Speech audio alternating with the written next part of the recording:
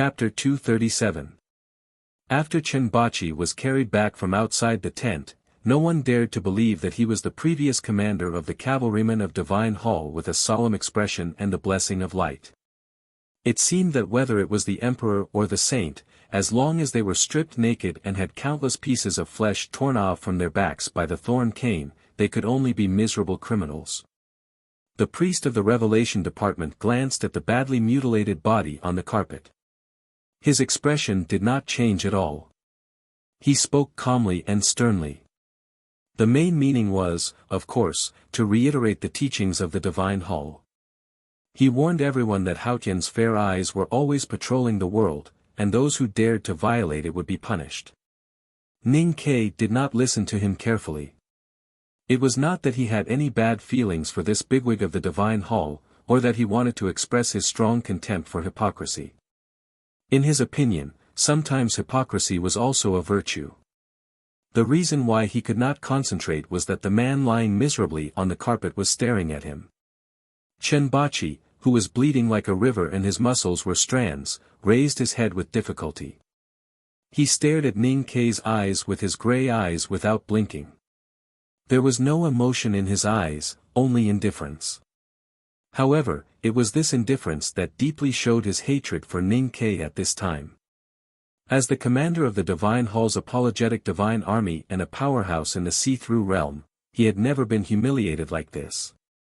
He knew that he was not qualified to hate the academy, and it was even more impossible for him to take revenge on the other party.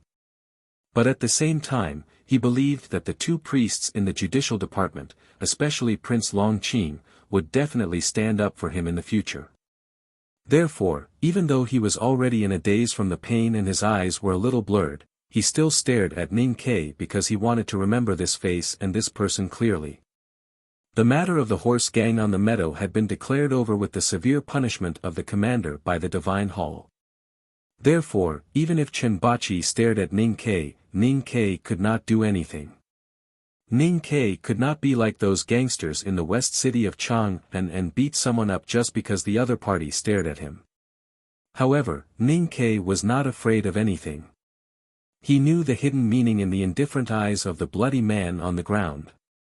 So he slowly squatted down and stared back at him without hesitation. He said, "Commander, the way you stare at me makes me feel as if your eyes are piercing through me. It's a pity that you can't kill with just your gaze. You have to know that we were in the camp at that time, and we were the ones anxiously waiting for you on the meadow." Suddenly, he remembered that Master Yen Sei once described the real grand cultivators to him. For example, second brother only needed to glance at you and you would die. Then he thought that he had to rely on the waist token and the reputation of the academy and the headmaster of the academy to bully others. He could only rely on his power but could not rise to power. He could not help but feel a little resentful. No one could sense Ning Ke's resentful mood at this time. On the contrary, many people in the tent were resentful because of his appearance. Especially when they saw the miserable situation of the commander of the cavalrymen of Divine Hall covered in blood and rotten flesh, Ning Ke still lowered his body to continue to mock him. In the eyes of the disciples of various sects, he, a guy with fresh eyebrows and ordinary and amiable expression, was indescribably abominable. He was purely a scum who bullied others with his power. Aunt Cuny Mattie could no longer suppress the anger in her heart. She slammed the arm of the chair heavily and snapped, "Enough." Ning Ke stood up and looked at Cuny Mattie. He shook his head and said with a smile, "Not enough." There was a tense silence in the tent. Everyone's eyes were fixed on the young man with cute dimples on his cheeks when he smiled. They wished they could take a pair of scissors and pierce through his dimples. They thought that the Divine Hall had punished their subordinates and they all remained silent. Wasn't that enough? When I walked into the tent, I stopped your master from challenging you to a life-and-death fight. It was a little rash to interrupt. The reason why I did so was that I thought you were old and weak. If Hill Master made a mistake and hurt you, it would inevitably cause gossip. But I didn't think it was wrong for her to do so. Ning Ke looked at the cold expression on the old woman's wrinkled face and the anger and contempt in her eyes. He thought of the scenes he had seen after he came to the frontier fortress of the north of Yen Kingdom. He thought of the despicable and shameless old woman who bullied others, framed others, and used her power and prestige to force the girls of the Great River Kingdom into danger. He frowned and said, "I just think we should ask first." When the grain team camp was besieged by the horse gang, the cavalrymen of Divine Hall did not move. "Aunt, you were also on the meadow at that time. Did you know that? If you knew, why didn't you do anything at that time?" Without waiting for his voice to spread, he quickly continued to ask, "It was the Divine Hall who was punishing its subordinates." "Aunt, you said enough. Can you also interfere in the affairs of the Divine Hall? If you can, why didn't you do anything on the meadow that day?" Ning Ke stared at Cuny Matty's old and slightly muddy eyes. His tone was extremely serious. Of course, he was not joking. His puzzled expression seemed gentle and his words were neither fast nor slow, but his meaning was very tough. Aunt Cuny Matty trembled with anger. She did not expect that after Commander Chinbachi had paid such a bloody price, this new disciple of the Academy's back mountain would completely disregard the seniority of the elders and even want to teach her a lesson. The priest of the Revelation Department frowned slightly. In his view, even if Ning Ke was the core disciple of the headmaster of Academy and might represent the attitude of the Academy's back mountain, the Divine Hall had already expressed its harmony with the humiliation and blood of a powerhouse. If Ning Ke really wanted to spread the flames of war to Aunt Cuny Matty, it was something that the Divine Hall would never allow. The relationship between the Taoist power and the royal power of the Yueluan kingdom, Aunt Cuny Matty's seniority and status in the cultivation world, and the power of the Buddhism sect behind her, meant that the Divine Hall had to protect her dignity. Therefore, the priest casually glanced in the direction of the Sword Garret of South Jin Kingdom. Both the headmaster of Academy and the students of the second floor of the Academy rarely walked around the world. But today, the cultivation sects in the world still held the Academy in great reverence. Because there were many legends that began to circulate a long time ago. These legends were passed down from generation to generation in sects of various countries and formed a certain way of thinking. In addition to the beauty of distance, it was easy to produce a sense of awe. The world had not seen the headmaster of Academy or the back mountain for a long time, and it had become increasingly mysterious and profound.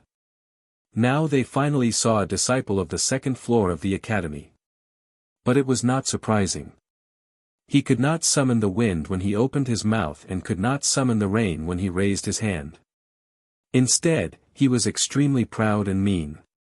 The respect caused by the mysterious and profound naturally faded. Especially the sword masters of South Jin Kingdom. They had the Sage of Sword, Liu Bai, who was recognized as the strongest in the world. They were extremely proud and knew that this person called Ning Ke was the culprit who killed a senior brother last year. It was more appropriate to say that they hated him rather than respect. Of course, the Revelation Department priest's glance did not mean that the sword master of South Jin Kingdom would jump out and kill Ning Quebec. The sword master of South Jin Kingdom would not do such a stupid thing. One only needed to think about the legend of Peach Mountain being cut empty to know that even if the Sage of Sword, Liu Bai, was here in person, he would not offend the Academy for no reason. A sword master of South Jin Kingdom said in a low voice, "Mr. 13, you are not a member of the Divine Hall. What right do you have to care about the Divine Hall's affairs?" The priest's gaze and the sword master of South Jin Kingdom had no respect for Ning Ke, only hatred. These factors combined into a question and rebuttal. Of course, under the premise that no one in the tent dared to question the Academy, this was considered brave. This sentence was naturally aimed at Ning Ke's words to Aunt Cuny Matty. Ning Ke glanced at the sword master of South Jin Kingdom and shook his head, saying, "Are you an idiot?" As soon as the words came out of his mouth, he was stunned. Sang Sang had once asked him if he thought that everyone except himself was an idiot. He said that was because there were always many idiots doing idiotic things in the world. His favorite thing to do was to call countless people idiots in front of Sang Sang, such as the Tang princess. He had once eavesdropped on the Tang emperor calling people idiots in the imperial study, and he felt the warmth of a kindred spirit. He used to call Chen Pippi idiots on the letter paper, and he never got tired of it. It was just that, when he began to cultivate in the back mountain and gradually walked on the road to becoming a bigwig, he rarely had such a direct and straightforward way of doing things. That was why at this time he felt very familiar and missed the idiot ruler that he had not seen for a long time. He looked at the sword master of South Jin Kingdom and smiled. He continued in a gentle voice, "Are you an idiot? My master, Master Yen Sei, is the great divine priest of the West Hill Divine Palace. He is on an equal footing with the three great divine priests of revelation, light, and judgment. As his only successor, if I don't do anything when I see someone tarnishing the divine hall's reputation, wouldn't I disappoint my master's earnest teachings and let Haotian down?" At this time, most people would probably turn around and ask the Revelation Department priest, "Your Excellency, do you think I should do anything?" However, Ning Ke did not ask, because he knew that being arrogant and taking advantage of others was not a mistake. However, being too arrogant and taking advantage of others would only cause him more trouble. At present, the Revelation Department priest was obviously on an equal footing. He had been hunting in Min Mountain for many years, and he knew very well what to do when he encountered tigers and bears. Why would he do anything unnecessary? The sword master of South Jin Kingdom, who was full of courage and perseverance, was casually blocked by Ning Ke's words. No one in the field questioned whether he was qualified to care about the affairs of the Divine Hall. Although the whole world knew that the West Hill Divine Palace's confirmation of the two great divine priests of the South School of Haotian Taoism was only based on political considerations, if they questioned this matter at this time, wouldn't it be a slap in the face of the West Hill Divine Palace? Aunt Cuny Maddie's face was extremely dark. She stared at Ning Ke's eyes, and her body trembled slightly. Suddenly, she laughed hoarsely and unpleasantly, and said sternly, "A woman does not serve two husbands, but a disciple has two masters. I won't ask Yen Sei, but if I meet the headmaster in the future, I will ask him what he is thinking. Is he going to ruin his century-old reputation for such a naughty, despicable and shameless disciple?" Although he did not say it explicitly, the hidden meaning in his words was directed at the two masters. Although Ning Ke had not seen the headmaster of the academy, he had lived in the mountains for so many years. How could he allow anyone to be so presumptuous? Moreover, he knew that he could not punish this shameless old woman today. He was dissatisfied, but he could not do anything to her. He did not expect that she would come to him at this time. How could he not give her a hard kick? Ning Ke's smile slowly disappeared, and he said calmly, "Previously, you asked who my master was, and said that you would teach me a lesson on behalf of my master. Now that you know who my master is, it seems that you still want to teach him a lesson." He slammed the table beside him heavily, and the table toppled over. The teacups were shaken away, and the tea splashed all over the sky. Ning Ke pointed at Cuny Maddie's nose, and his expression changed rapidly. He said angrily, "According to seniority, you, old woman, should call me Marshal Uncle. How dare you teach me a lesson? Do you know what it means to respect the younger generation? Are you going to ask the headmaster? Is the headmaster someone like you can see whenever you want? You want to teach the headmaster a lesson? Do you want to deceive your master and destroy your ancestors?" When the commander of the cavalrymen of Divine Hall stared at Ning Ke, he thought that this was the biggest humiliation he had ever suffered in his life. At this time, Cuny Maddie pointed at Ning Ke with a trembling finger, thinking that this was the humiliation she had never suffered in her life. However, just like the quiet court at this time, it only took the old woman a very short time to realize that there was no way for her to get back this humiliation today, because Ning Ke did not reason with her at all. Ning Ke was unreasonable. He only cared about seniority. As the sister of the Yueluan Kingdom's king, Kyuni Mati was extremely powerful, and her seniority in the Buddhism sect was indeed very high. In the past decades, whenever she met people who were weaker than her, she would use her strength to suppress them. When she met people who were more powerful, she would use her seniority to suppress them. In addition, everyone had to give her some face, so she was successful in every endeavor and gradually developed such a temperament. To put it in a good way, she abhorred evil, but in fact, she was arrogant, cold, and narrow-minded. She never thought that someone would use this kind of means to deal with her, and she could only listen obediently, because according to her usual speech and behavior, the other party did not do anything wrong.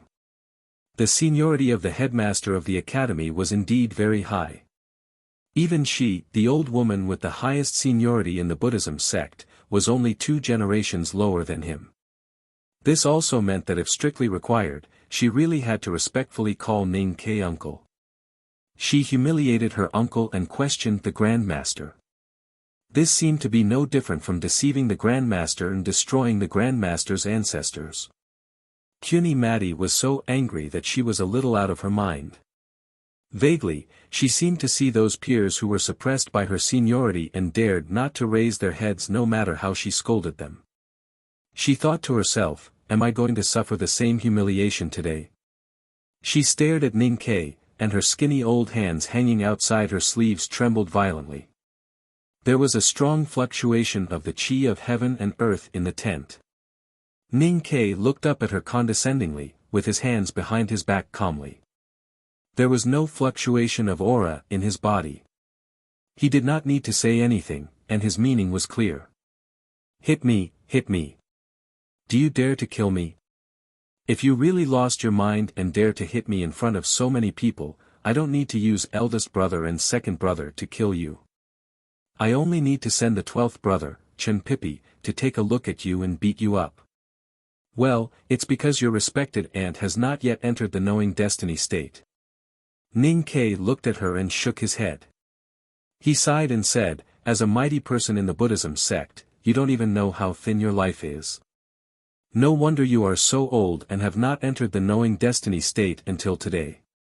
Although Kyuni Mati was a member of the royal family, she was persistent in cultivation, noble in status, high in seniority, and powerful in strength.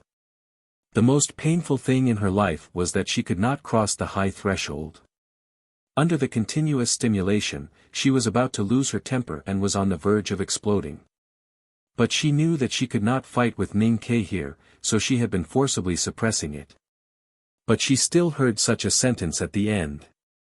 Aunt Kyuni Mati forcibly swallowed back the blood that was about to gush out of her dry lips. She used the last of her consciousness to make herself blacked out.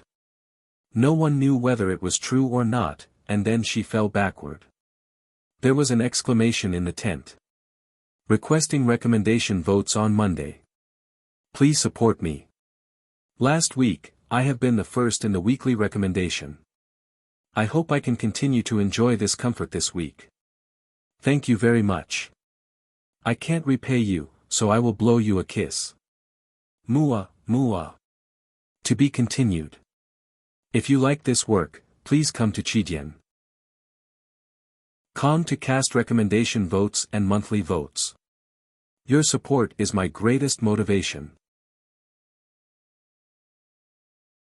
Chapter 238. Whether it was true or not, Aunt Kyuni Mati was not feeling well and had to be helped out of the tent by the disciples.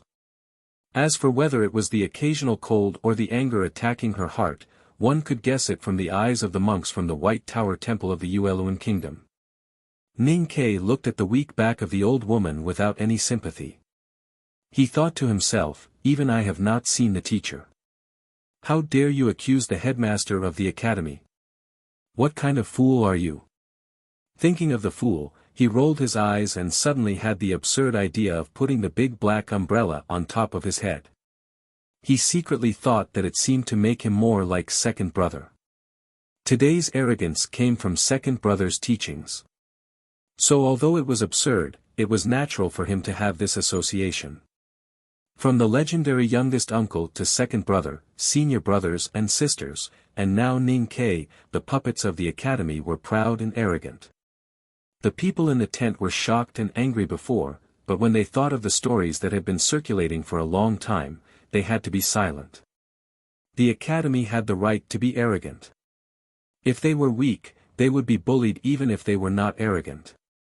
If they were strong enough, no matter how arrogant they were, no one would dare to do anything to them, just like Kyuni Mati. Because of these things that happened before, the agenda of the meeting became much simpler. Ning Ke did not listen very carefully. When he reacted, the meeting in the divine hall had ended and most of the people in the tent had left. The priest of the revelation department smiled and went to rest. General Shu Cheng looked at Ning Ke and said with a smile, "Although I also know it is good to stay with fresh girls, since our army has a camp here and you have revealed your identity, do you still want to go to the barracks of the Black Ink Garden? It is not good for the imperial court. Look at what you said." "Of course I will go with you." Ning Ke was a little embarrassed by the general's teasing. He knew that in many people's eyes, there was something wrong with him, a disciple of the second floor of the academy, to disguise himself and follow a group of girls from the Great River Kingdom all the way north into the wilderness. The female disciples of the Black Ink Garden were still surprised. They wanted to come forward to talk to Ning Ke, but thinking of his real identity, they did not dare to do so. Ning Ke smiled at the girls and was about to say something. Unexpectedly, Mo Shanshan stood up silently and walked out of the tent without saying a word. He could not help but be stunned. Zhuo Zhihua sighed in her heart and smiled apologetically to Ning Quebec. She pulled Cat Girl, who was eager to move forward, and bowed to the Tang army with her junior sisters. Then she followed Mo Shanshan out. Ning Ke couldn't help but touch his head, wondering what was wrong with the calligraphy addict. The Tang camp was quiet and the patrolling soldiers looked serious. Under the escort of several guards, Ning Ke and General Shu Cheng walked slowly. No one dared to disturb them. The slightly cold winter wind blew the military flag above the camp. Ning Ke looked up and couldn't help but think of his life at the frontier fortress of the city of Wei. He missed it so much and was about to sigh with emotion. Unexpectedly, General Shu Cheng looked back at him with a faint smile and said meaningfully, "The calligraphy addict is a good woman." Ning Ke knew that the general had indeed thought wrongly. He could not help but smile bitterly and was ready to defend himself. General Shu Cheng shook his head and smiled, "Mr. 13, you don't have to say anything more. It is appropriate for the calligraphy addict to be a disciple of the back of the mountain of the academy. The Tang Empire and the Great River Kingdom have been on good terms for generations. I believe that both the academy and His Majesty will be very satisfied with this marriage." Hearing this, Ning Ke suddenly understood why the general and the previous revelation priest looked so gentle when they said goodbye, as if they were matchmakers. With his current identity, it was no longer a purely private matter if he wanted to get married. At least he had to go through the imperial court and the academy. However, there were very few female disciples in the world who could match the identity of the core disciple of the headmaster of the academy.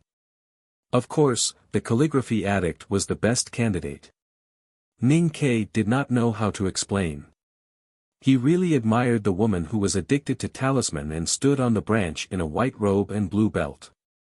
However, this kind of thing, no matter what it was after all his own business. How could it become a matter for others to discuss? In order to resolve the awkwardness, he changed the topic and said, "I thought that the priest would protect the dignity of his divine hall no matter what. I didn't expect that he was fair. The Revelation Department is in charge of the Revelation Institute, but Prince Long Qing's experience in the Revelation Institute was not very pleasant." General Shu Cheng said, "So the relationship between the priest of the Revelation Department and Prince Long Qing has always been a bit subtle. Especially in recent years, the judicial department has become more and more powerful. Prince Long Qing has become famous, and the Revelation Department has been under a lot of pressure." Ning Ke said with emotion, "I see. I didn't expect that there would be so much secular strife in a place like the Divine Hall. The Divine Hall shines brightly in the world, but the resources it can control are not infinite. The three great divine priests each lead a side, and of course there is competition among them. However, these three great divine priests are above the great gods, so naturally they can't fight like secular hooligans. The real competition is between the three priests.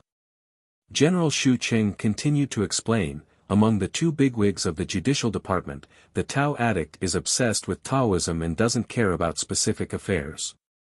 So the divine priests and deacons of the judicial department, the apologetic divine army and spies are all specifically managed by Prince Long Qing. If the revelation department wants to attack the arrogance of the judicial department, of course, the first target is Prince Long Qing. He looked at Ning Ke and said with a smile, "In spring, you defeated Prince Long Qing." In the eyes of many people in the Divine Hall, it was an unbearable humiliation, but the revelation department is probably grateful for your appearance. Ning Ke thought of the silver-haired priest of the revelation department and frowned slightly. He said, "How old is the priest of the revelation department this year? Is he stronger or weaker than Long Qing?" If he could know this, he could roughly infer the true strength of the young powerhouses of the Divine Hall. The reason why he wanted to know this was that he always liked to see the Academy and the Divine Hall as opposite. The priest of the Revelation Department, Qing Lixue, should be over 30 this year. As for the cultivation state, General Xu Qing shook his head and said, whether it is the military ministry or the Imperial Center Administration, they only have a rough estimate of the cultivation state of the people in the Divine Hall. Just like Prince Long Qing, it is said that he is only one step away from the knowing destiny state, but no one knows how big that step is. Ning Ke stopped thinking about these issues and looked at a quiet tent in the distance. After a moment of silence, he said, "General, there is something I may need your help with." The disciples of the Black Ink Garden stepped on the withered winter grass and walked to their camp. Cat Girl looked at Ning Ke and the Tang general walking into the Tang camp. She reluctantly withdrew her gaze and frowned curiously. Teacher Zhong, no, the way senior brother Ning looked at Aunt Cuny Maddie just now was very strange. I don't know how to describe it. The girls thought of the previous scene. Aunt Cuny Maddie was trembling with anger and her face was dark. It seemed that she would go berserk at any time. But Ning Ke stood in front of her with a gentle smile. He did not avoid her and even looked up at her. They also felt that the temperament and taste that he revealed at that time were somewhat inexplicable. Cat Girl bit her finger and thought for a long time. Suddenly she was enlightened and clapped her little hands excitedly. She looked at her senior sisters and said, "I know, senior brother looked really cheap at that time, but I like it." The girls of the Great River Kingdom were collectively stunned. Then they found that the word cheap was indeed the best choice to describe Ning Ke's expression at that time. They could not help but cover their mouths and laugh, saying that they also liked his cheap look at that time. Only Mo Shanshan, who was at the forefront, did not laugh. There was no expression on her silent face. Zhuo Zhihua looked at her expression and gradually stopped smiling, revealing a trace of worry. Back in the tent, Mo Shanshan seemed to have completely forgotten the fierce conflict in the tent and the previous scenes. She calmly poured water, ground the ink and the brush pen, sat in front of the table and began to prepare to write.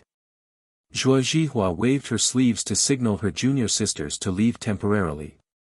She walked to the table and sat down on one knee. She quietly looked at the expression on her white cheeks. After a long time, she softly said, "Why did you leave like that before?" Mo Shanshan's right hand holding the pen slightly stiffened. After a moment of silence, she said, "Then how should I leave?" She was the calligraphy addict, the hill master with the highest status in the Black Ink Garden at the foot of Mogan Mountain. She was also the last core disciple of the master of calligrapher, Lord Wang. But she was not old. In Zhuo Zhihua's eyes, she was more like a younger sister who was obsessed with calligraphy and didn't know anything about the world. Zhuo Zhihua quietly looked at her and softly said, Mr. 13 has helped us a lot along the way. If he didn't show up in the tent today, I'm afraid there would be more troubles in the Black Ink Garden. Even if we don't mention the friendship built these days, you should say goodbye to him just to express your gratitude. Mo Shanshan gently turned her wrist and the soft brush pen touched the yellow paper. She wrote a horizontal line and lightly said, I haven't said it before. In fact, those horse gangs came because of him. In this case, we have no reason to be grateful to him. On the contrary, he dragged us down. It's natural for him to speak in the tent today. Zhuo Zhihua looked at the crooked horizontal line on the table and couldn't help laughing. She immediately sighed softly and said, You know that's not what I want to say. Mo Shanshan looked at the ugly handwriting like earthworms on the paper and felt a little annoyed. She looked back at her and said, Then what do you want to say? Zhuo Zhihua looked at her dark eyes with a little annoyance and said with a smile, What I want to say is that since you have secretly liked Mr. Ning for such a long time, now that you see him in person, why don't you make it clear? Mo Shanshan was slightly stunned. She turned back and continued to write with her head down. She said, I don't know what nonsense you are talking about. Zhuo Zhihua smiled and said no more. She walked out of the tent and left her alone to think. Mo Shanshan didn't think about anything because the thoughts in her mind had become a mess. She just held the brush pen subconsciously and kept writing. Her thin lips were slightly open and she muttered to herself with annoyance, So you are that guy. But you have been hiding it from me. What do you want me to say? How can I be so cheap? As she muttered, the girl's eyes occasionally showed shame and annoyance. Her pink cheeks were slightly puffed and blushed. The ink on the yellow paper was dripping but tangled. Even when she was 3 years old, she couldn't write such ugly words. I had something to do yesterday. I make it up today. There's more. I'm writing slowly. To be continued. If you like this work, please come to Chidian. Come to vote for me. Your support is my greatest motivation. Chapter 239. I am the 13th. Miss, you can call me 13. You also know talisman. A little. Senior brother 13, you also know calligraphy. A little. Senior brother 13, what do you think of this chicken soup calligraphy? The brush strokes of this post are completely exposed and don't know how to restrain them. The form is scattered and the spirit is dead without a bone. It seems to have some new ideas, but in fact, it's just some cheap tricks. It's evil with ink techniques, and it's not worth mentioning. The conversations on the journey kept drilling into Mo Shanshan's mind, like the cold wind in the wilderness entering the tent. Her dull eyes became more and more confused, even a little absent-minded. He was the 13th in the academy. Who else could it be but him? Besides himself, who else in the Tang Empire would despise the chicken soup calligraphy and the flower-blooming calligraphy? And that night, he admitted that he knew a little about talisman Taoism. Why didn't I think that he was him? Shanshan, you should have guessed it long ago, right? Mo Shanshan looked at the piece of paper on the table that seemed to be scribbled by a child. She reached out and crumpled it into a ball. She was so ashamed and angry that she didn't want anyone to see it. But she didn't know whether it was because of the scribbling or her confused mind. But no matter what, she was really angry at this time. They traveled together on the long journey and even traveled together in the same carriage. But she didn't know that he was him. She even said that she liked him in front of him. Although he didn't know that he was him, and she didn't know that the person she liked was the one in front of her. But now she finally knew that he was him. Everyone knew that the calligraphy addict was quiet and virtuous, but she did such a thing. How could she not be ashamed? If that guy knew the truth, how could she not be ashamed? Senior sister Zhuo Zhihua even asked her to explain. How could she not be ashamed and angry? Her trembling fingertips pulled out the well-preserved copy from the table. She looked at the words on the paper. Her long and sparse eyelashes gently blinked, as if trying to cover the blush on her white skin. In the spring, there was news from the Tang Empire that shocked Chang'an. She knew that there was a young calligrapher who was deeply loved by the Tang Emperor in a distant foreign country. Out of habit, she naturally ordered the deacons in the sect to collect some copies. Although there was no legendary flower blooming, she saw the rubbing of this chicken soup calligraphy. It was said that the young calligrapher was accepted as the successor of the divine talisman master because of the chicken soup calligraphy. As a disciple of the divine talisman master Wang Sage of calligrapher, she certainly knew how strict the requirements of the divine talisman master for the successor were, so she carefully studied this chicken soup calligraphy for a long time. Like Master Yen Sei, she didn't see the potential of the writer to be a divine talisman master, nor did she cry like the girls in the House of Red Skirts because Master Yen Sei had scattered the meaning of the calligraphy. But she was not far from being a divine talisman master, so she could understand many meanings hidden in this chicken soup calligraphy.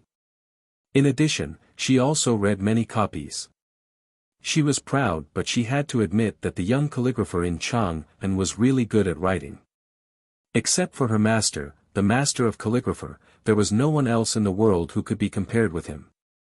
When the details of the mountaineering competition on the second floor of the academy were spread to the Great River Kingdom, she was surprised to find that the young calligrapher had defeated Prince Long Qing and became a student of the headmaster of the academy. She and the flower addict used to be good friends and often exchanged letters. So she was very clear that Prince Long Qing was also a perfect person. But Prince Long Qing actually lost to him, and even the headmaster of the academy accepted him as a student. So this person must be very good in terms of morality, bearing, and character. At this time, when she looked at the chicken soup calligraphy again, she found something different. It was a simple and sloppy note. Although the words and strokes were unorganized, there was a sense of great nature in it. It was so natural and open, as if Haotian's divine light had converged into a thunder in the clouds. The world should be like this. She was very curious about the situation under which the person could write such words. Because of some reasons, she used to firmly believe that it was stupid to judge people by their words. But in this spring, she couldn't help but gradually have some different feelings for the young man in the distant Chang'an city because of these words. This feeling was not complicated, but very subtle, very clean, and as transparent as crystal. She had only seen the person's words, but not the person herself. However, people who practiced calligraphy could have a similar mind. When she looked at the person's words, she seemed to see the person. When she looked at the words, the person seemed to be beside her. From spring to summer, she had been quietly looking at the person's calligraphy beside the ink pool at the foot of Mogan Mountain. The legendary ink pool was black, but in fact, it was clear and transparent, reflecting the stars in the sky and the girl's calm and smiling face. The person was behind her, looking at the calligraphy in her hand and her face reflected in the water. He did not speak, and did not need to speak. He just quietly looked at the ink pool. Mo Shanshan looked at the rubbing of the chicken soup calligraphy. Her eyelashes slightly blinked, and the blush on her face gradually faded. The embarrassment in her eyes had already turned into confusion and uneasiness.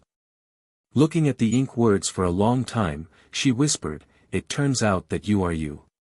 Who is Sang Sang in the calligraphy?" "Young Master Sang Sang, I am drunk today. Is Sang Sang your little handmaiden? Has she been with you for many years? That's why you are so trusting, so natural, and so attached to her. Is this attachment out of habit or something else? Why didn't I hear you mention it on the trip?" "Yes, at that time you were still pretending to be someone else, so naturally you would not mention it. But Sang Sang. Who is she?" Master Yen Sei could read Ning Kei's mind from the chicken soup calligraphy. The girls from the House of Red Sleeves could feel the warm fragrance of the bowl of chicken soup at home from the calligraphy. But she could feel the importance of the name Sang Sang to the calligrapher from the rubbing.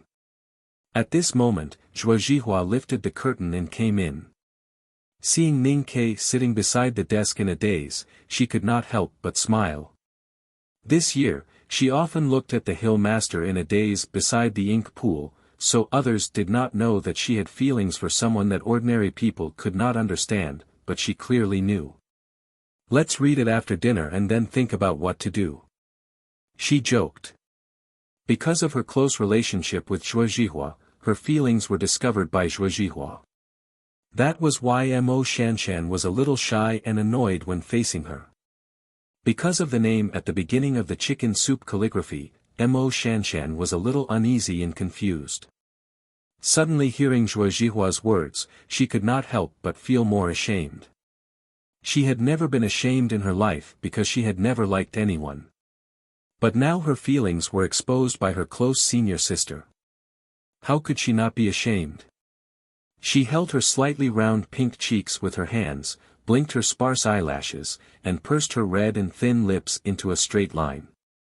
Looking at the pile of luggage that was carefully arranged in the corner of the tent, she suddenly said with slight annoyance, "Send these luggage to him."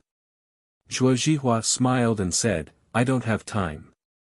Mo Shanshan turned around and looked at Cat Girl who came in behind her. She said in a low voice, "Cat, you are familiar with that guy. Send his luggage to the Tang camp later." Cat Girl scratched her head in confusion and asked, "Why?" "Senior brother said he would come back later." Mo Shanshan frowned slightly and said, "There's no need to ask so many questions. He is a Tang man and can't live here. Just send his luggage over and we'll be even." The thin rubbing of the chicken soup calligraphy was still on the desk, and the faint figure was still on the surface of the ink pool. The tacit understanding of fighting side by side for thousands of miles was still in her memory. How could they be even after returning the luggage? Intentions were not luggage. Because they had no weight, it was difficult to lift and put down. At this time, Ning Ke did not know that the girl in white in the black ink garden tent was ashamed and annoyed. She was preparing to clear up those shameful emotions and memories that outsiders could not know. If he knew the truth of the matter, he would be so excited and nervous that he could not speak. Because although he was running away from the path of being a nobody, he did not have the consciousness of a big shot. The calligraphy addict secretly liked him. Damn it, what was the difference between this and Sister Butterfly liking him? Furthermore, it was Sister Butterfly who was dancing in tight panties. Because he did not know this, he was drinking tea and resting in a tent somewhere in the Tang camp. He looked very relaxed. After all, it was his own place. Both his mind and body could get a real rest under the protection of a sense of security. Unfortunately, he could not completely relax because he still had a very important thing to do. At dusk, a military order appeared in the Tang camp. General Shu Qing gathered all the departments and announced the results of today's discussion in the Divine Hall. At the same time, they discussed specific matters for the attack on the Desolate Man tribe next spring. The order from the middle military tent was a little strange. The main force in charge of attacking the Desolate Man tribe should be completed by the elite cavalry of the left king's palace. Even if the northeast border military of the Tang Empire would also participate in the battle, it was not up to these officers to discuss the war with General Shu Qing, because they were seriously not qualified. However, the military order of the Tang Empire was as important as a mountain. Although the cavalry stationed in the palace belonged to the northeast border military, since it was an order from the middle military tent, no one dared to disobey. With the dense footsteps, officers of all levels rushed to the middle military tent. The patrolling cavalry was also transferred, leaving only the defense force outside the camp. Ning Ke lifted the tent curtain and walked east in the empty camp. When he came to a place about 40 steps away from a tent, he stopped and reached behind him to pull out the big black umbrella that was tightly wrapped in cloth. The tent belonged to a deputy general of the northeast border military of the Tang Empire. There was a very faint smell of herbs and blood coming from the tent. If it were not for his 5 senses after cultivation, he would not have been able to smell it at all. After so many days, the bleeding has not completely stopped. I really don't know how you survived. Ning Ke thought silently in his heart. With a shake of his wrist, the big black umbrella opened with a swoosh. He held the big black umbrella and walked toward the tent. At this time, the twilight was like blood, but the cloud above the camp began to snow. The snow was very small and sparse. A few snowflakes fell on the greasy and dirty surface of the black umbrella. It was somewhat beautiful. The small snowflakes fell on the surface of the black umbrella without any sound, and the sturdy leather boots stepped on the withered yellow barnyard grass without any sound. Ning Ke held the black umbrella and walked into the tent of the deputy general. A flash of a knife chopped down. The knife was round and as bright as the wind and snow. It was a scimitar. The people in the tent knew that Ning Ke had come, so Ning Ke could not sneak an attack. Ning Ke knew that there were people in the tent, so the scimitar was not a sneak attack. The front of Ning Ke's robe suddenly swung up, and his right foot popped out like lightning. It fiercely stomped on the thigh of the sneak attacker. With a muffled sound, the body of the sneak attacker bent like a shrimp. The scimitar in his hand chopped through the air and fell heavily on the ground. With a clang, the slender padao was unsheathed and turned into a bright color. It gently swept across the throat of the man, and blood sprayed out wildly, all the way to the top of the tent. There was a strong wind coming from the right. Ning Ke did not turn his head. He held the big black umbrella with 2 fingers, and a fu paper suddenly turned invisible. An inexplicable feeling of dryness appeared in the tent. The sneak-attacking horse gang held the machete tightly in both hands and pounced on Ning Ke with the momentum of the forward charge. His speed was extremely fast, as if he was going to split the big black umbrella and cut Ning Ke into 2 halves from top to bottom. However, when he rushed to the back of the umbrella, he found that what he had pounced on was not the big black umbrella, but a blazing white sea of fire.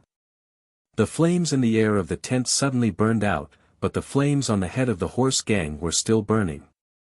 The scimitar in his hand did not cut the umbrella, nor did it cut the person, but only the air. Ning Ke had already turned around and waited quietly at the side. He looked at the face of the horse gang in the fire that began to deform and melt. He looked at the last terrified look in his eyes and watched his mouth open wide, wanting to cry out in alarm. He lowered his body and waved his knife. The blade flashed, and the burning head flew into the tent. The blood that sprayed out from the neck cavity of the horse gang sprayed to the top of the tent again, and mixed with the blood of his companions. Ning Ke held the umbrella in his left hand and the knife in his right hand, and continued to walk silently into the tent. The headless corpse fell behind him with a thud. Under the umbrella, there was no emotion on his face. No matter in the past, present or future, he had no mercy for these horse gang or those who pretended to be horse gang. The burning head of the horse gang rolled on the ground until it reached the inside of the tent. It stopped when it was about to reach a sleeping mat, and the flames with a burning smell gradually died out. A pale middle-aged man was lying on the sleeping mat. He was extremely thin and weak, and one of his shoulders was tightly bound with cloth. There was still some blood oozing out, and a faint smell of rotten flesh could be smelled. The middle-aged man stared at Ning Ke, who was gradually approaching. Suddenly, his eyes shone and his body trembled violently. He seemed to be in extreme pain, but he was extremely determined. The chi of heaven and earth in the tent suddenly became chaotic, and a gust of cold wind rose out of nowhere. The snowflakes on the big black umbrella were instantly blown away, but the vigorous psyche power condensed from decades of meditation and the determination at the last moment of life and death was completely blocked by the oily surface of the big black umbrella like the gust of cold wind. None of it could pierce into Ning Ke's sense of perception. Since you have been ordered to kill me, you must be very clear about who I am. Ning Ke walked to the pale-faced middle-aged man and looked down at him. He said calmly, I admit that your psyche power is indeed strong. But even if you are in perfect condition, how dare you hope to defeat a disciple of the second floor of the academy when I am prepared for it? Not to mention that you are now so seriously injured. Besides, do you feel that the wound on your broken arm is recovering very slowly? Even if you keep cutting off the rotten flesh, you still can't stop the wound from festering. In fact, that is because there is something on my knife. Ning Ke raised his right arm and stretched the pedao to the middle-aged man's face. The pedao shone coldly. Except for those complicated talisman patterns, there was nothing special about it. The person who instigated you to kill me and yourself knew that I was a student of the second floor of the academy and the successor of Master Yen Sei. So that day under the meadow, you blocked several of my killing moves. But it is a pity that you don't know two things about me. Ning Ke said, I have been hunting for a living since I was a child. I had to hunt big beasts when I was very young. So I occasionally use poison. My knife is smeared with snake thorn sap from Min Mountain. It is not very poisonous, but it is very troublesome. The middle-aged man lying on the mat was extremely pale. Because he had forced out the last accumulated psyche power in his sense of perception, he had no strength to fight back. Listening to Ning Ke's calm narration, his eyes subconsciously revealed an expression of fear. As a cultivation powerhouse, he really could not understand why Ning Ke, as a core disciple of the headmaster of the academy, had hidden so many sinister and vicious tricks in addition to cultivation methods. I believe that you will no longer have any combat power at this time. But after all, you are a psyche master in the upper grade of the see-through state and a bigwig in the northeast border military of the Tang Empire. So I must remain vigilant. Then I am sorry.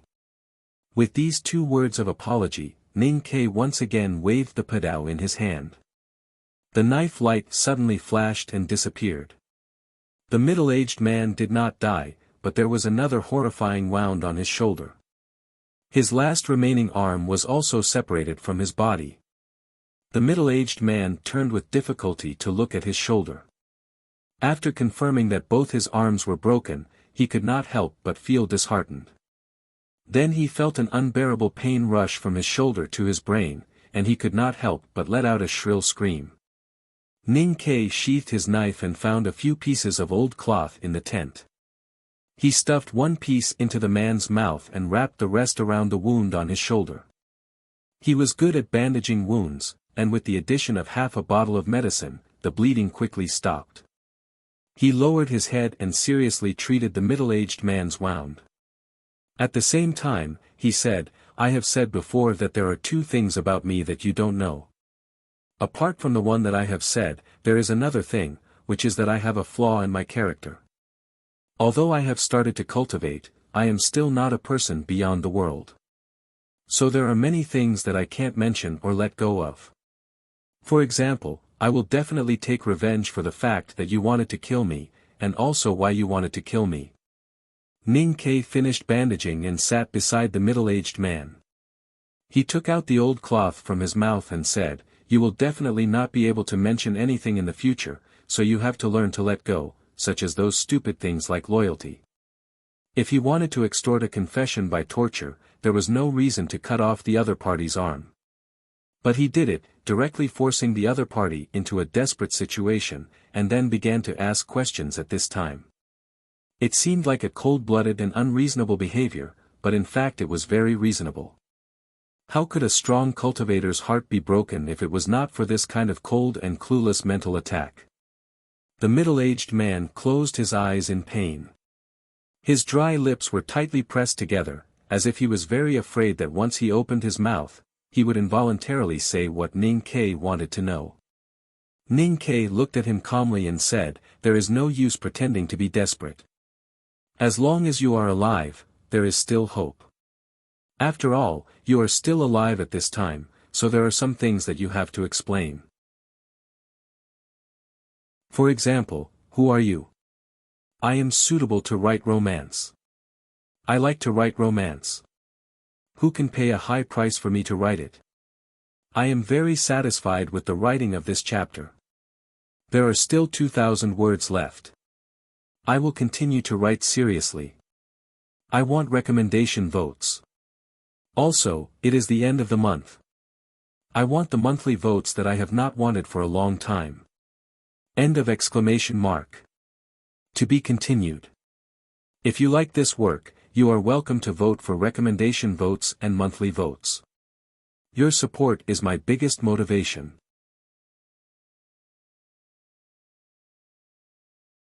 Chapter 240. In the middle military tent, General Xu Cheng was discussing with the officers of the Northeast Border Army. Suddenly, he felt the fluctuation of the chi of heaven and earth from deep in the camp and heard the scream.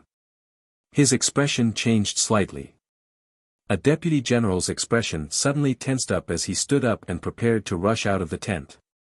General Xu Cheng stared at him coldly and asked, "Su Yin, what do you want to do?" The deputy general called Su Yin turned around and looked at General Xu Cheng, who was as cold as steel. He finally understood why there was such a meeting today. He forcibly suppressed the shock in his heart and explained in a low voice, "There is movement in the camp. Maybe enemy spies have sneaked in. As the deputy general of the mountain battalion, I should go and check it out." "No need." General Xu Cheng's rank was far above Su Yin. He looked at him expressionlessly and said, "The imperial court is carrying out a task. You don't need to go and check." Su Yin felt as if he had been hit in the chest. He was worried about the situation over there and worried that if the imperial court was really investigating the horse gang, it might involve more people. He gritted his teeth and said in a low voice, "Why don't I know what the imperial court is investigating? And now we are deep in the wilderness. Will the imperial court send people to investigate?"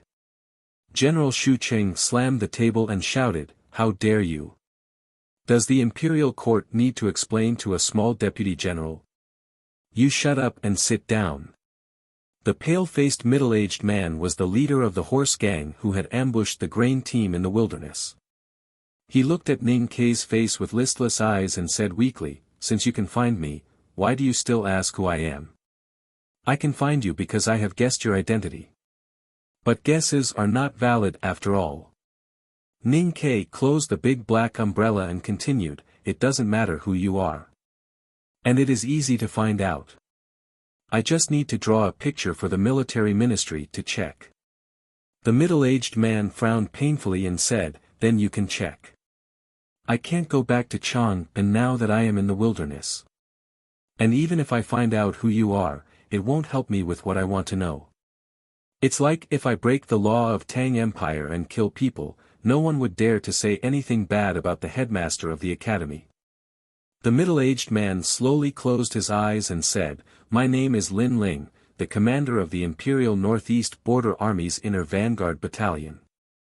Ning Kei looked at his pale cheeks and repeated the name in his heart. Then he said, "Very well. Next, let's talk about who ordered you to kill me." The middle-aged man tightly pursed his dry, bloodless lips. It seemed that he wouldn't say another word. Since he was the general of the Inner Vanguard Battalion of the Northeast Border Army, then his immediate superior was General Xiahou. In fact, Ning Kei did not need to ask, and the middle-aged man did not need to say. They both knew who wanted to kill Ning Quebec. However, inference could never be turned into evidence. As Ning Kei had said before, the Psyche Master Lin Ling admitted his identity because he knew it was nothing. Ning Kei looked at the middle-aged man who had his lips tightly closed. He glanced outside the tent and saw a vague figure. After a moment of silence, he said seriously, "I swear by the headmaster's character that as long as you are willing to tell me who the mastermind is, I can let you go back alive and let the academy guarantee your safety." The Psyche Master Lin Ling opened his eyes and looked at him, but he still did not say a word. "I have already sworn by the headmaster's character. Do you still not believe me?" Ning Kei spread out his hands and said. Lin Ling said with difficulty, "No one ordered me. This is my own decision." "Even if it is your own decision, it must have been tacitly approved by someone. You should know that although you are a powerhouse in the see-through state, you are still not qualified to command more than 600 horse gangs in the wilderness." Ning Kei looked into his eyes and said, I want to know that person's name. Lin Ling gasped and said, "Is it really so important to hear that name from my mouth? It may not be important to the investigation of the imperial court." Ning Ke paused for a moment and said, "But it is very important to me." Lin Ling suddenly laughed. His pale smile looked a little strange. "If it is very important to you, then why would I say it?" Ning Ke frowned and found that he had underestimated Xiaoho's prestige in his heart and his loyalty. He gently stroked his knees and after a long silence, he suddenly asked, "Do you have parents or children?" Lin Ling seemed to have guessed what he wanted to say and said with difficulty with a smile, "No." In Ning Ke's eyes, this smile was very hateful and proud. After a moment of silence, he continued to ask with a gentle expression, "Then as a cultivator, you must have a master or a sect, right?" Lin Ling answered, "Yes, but after I joined the army, I had little contact with the sect and I have no feelings for it." "You are lying." Ning Ke looked at him and said calmly, "If you have no feelings for the sect, you can let me have this empty door. But you are in a hurry to tear the sect apart, which proves that you have a strong intention to protect it." Lin Ling was slightly stunned and painfully frowned. He said, "Believe it or not, I won't say anything anyway." Ning Ke smiled and said, "Well, whether you are lying or not, you have to know what kind of crime it is to collude with the horse gangs to attack the grain team, especially to murder a disciple of the second floor of the academy." Lin Ling said calmly with a firm expression, "It is just death. Who doesn't die throughout the ages? Of course it is not as simple as death. Although I think that death is indeed the biggest threat, I know that loyal people like you have always thought that there are things in the world that are more important than life and death." Ning Ke looked into his eyes and said, "I'm a disciple of the headmaster of the academy and a trusted official of His Majesty. Based on this matter, I can punish your master and elders, disband your sect, and even kill all your relatives and fellow disciples. Maybe you really don't care about their lives, but what if your childhood sweetheart is among them? What if there's a senior sister who tucked you into bed at night? Wouldn't it be a pity if she died like this?" Lin Ling did not understand childhood sweetheart, but he understood Ning Ke's undisguised killing intent. So his body, which was cold due to excessive blood loss, became colder and colder, as if it was more miserable than the wind and snow outside the tent. "I am not used to threatening people like this, because I rarely have the capital to threaten people before," Ning Ke said very seriously, "and I don't want to threaten people. I just want to know an answer. You and I both know this, but I want to hear the answer from your mouth." Lin Ling's skinny cheeks revealed a struggling expression, and his gray eyes gradually overflowed with feelings of abandonment and guilt. Ning Ke looked carefully and calmly added, "I swear by the headmaster's character." After a long time, the dying Psyche master finally slowly uttered a dry syllable from his dry lips. Ning Ke lowered his head and listened quietly, asking a few questions from time to time. After hearing everything he wanted to know, he stood up and looked at the dying middle-aged man, whose eyes showed some calmness and relief besides guilt. He nodded to show his respect. Then he pulled out the padao from the sheath and chopped down, and the cold blade cut the man's throat. The Psyche master's complex emotions, such as guilt, relief and fear, all turned into grey shock and despair. His eyes were wide open, and he could not close them even if he was not breathing. Walking out of the tent, Ning Ke looked at the Tang soldier who was waiting for him and said, "It's really a pity that he didn't make it." This Tang soldier, who was an informant of the Imperial Center Administration in the Border Army, had seen what happened today from the beginning to the end. Hearing this, he did not know how to respond at all. Looking at the residual blood on Ning Ke's blade, he could only remain silent. To be continued. If you like this work, please come to Chidian.com to vote for me. Your support is my greatest motivation.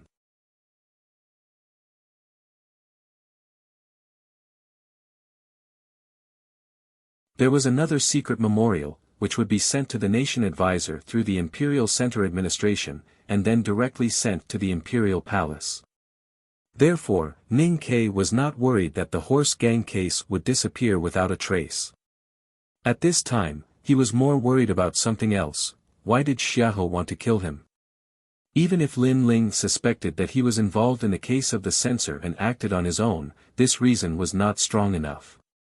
As a core disciple of the headmaster of the academy and a trusted official of the emperor, Lin Ling would have to take a great risk to kill him. If there was no motivation or inducement, why would Lin Ling cause trouble for his master? General Xu Qing looked at him thoughtfully and thought that he was thinking about something else. He said slowly, although Lin Ling is a great psyche master of the northeast border military, this matter may not be able to be deduced to the general. After all, there is only one confession, and it was not recorded on the spot. Mr. 13, I am only responsible for reporting this matter back to Chang'an. Ning Ke smiled to show that he understood. Even if his current status was extremely noble, this noble status belonged to the back of the mountain of the academy and was not deeply involved with the secular world.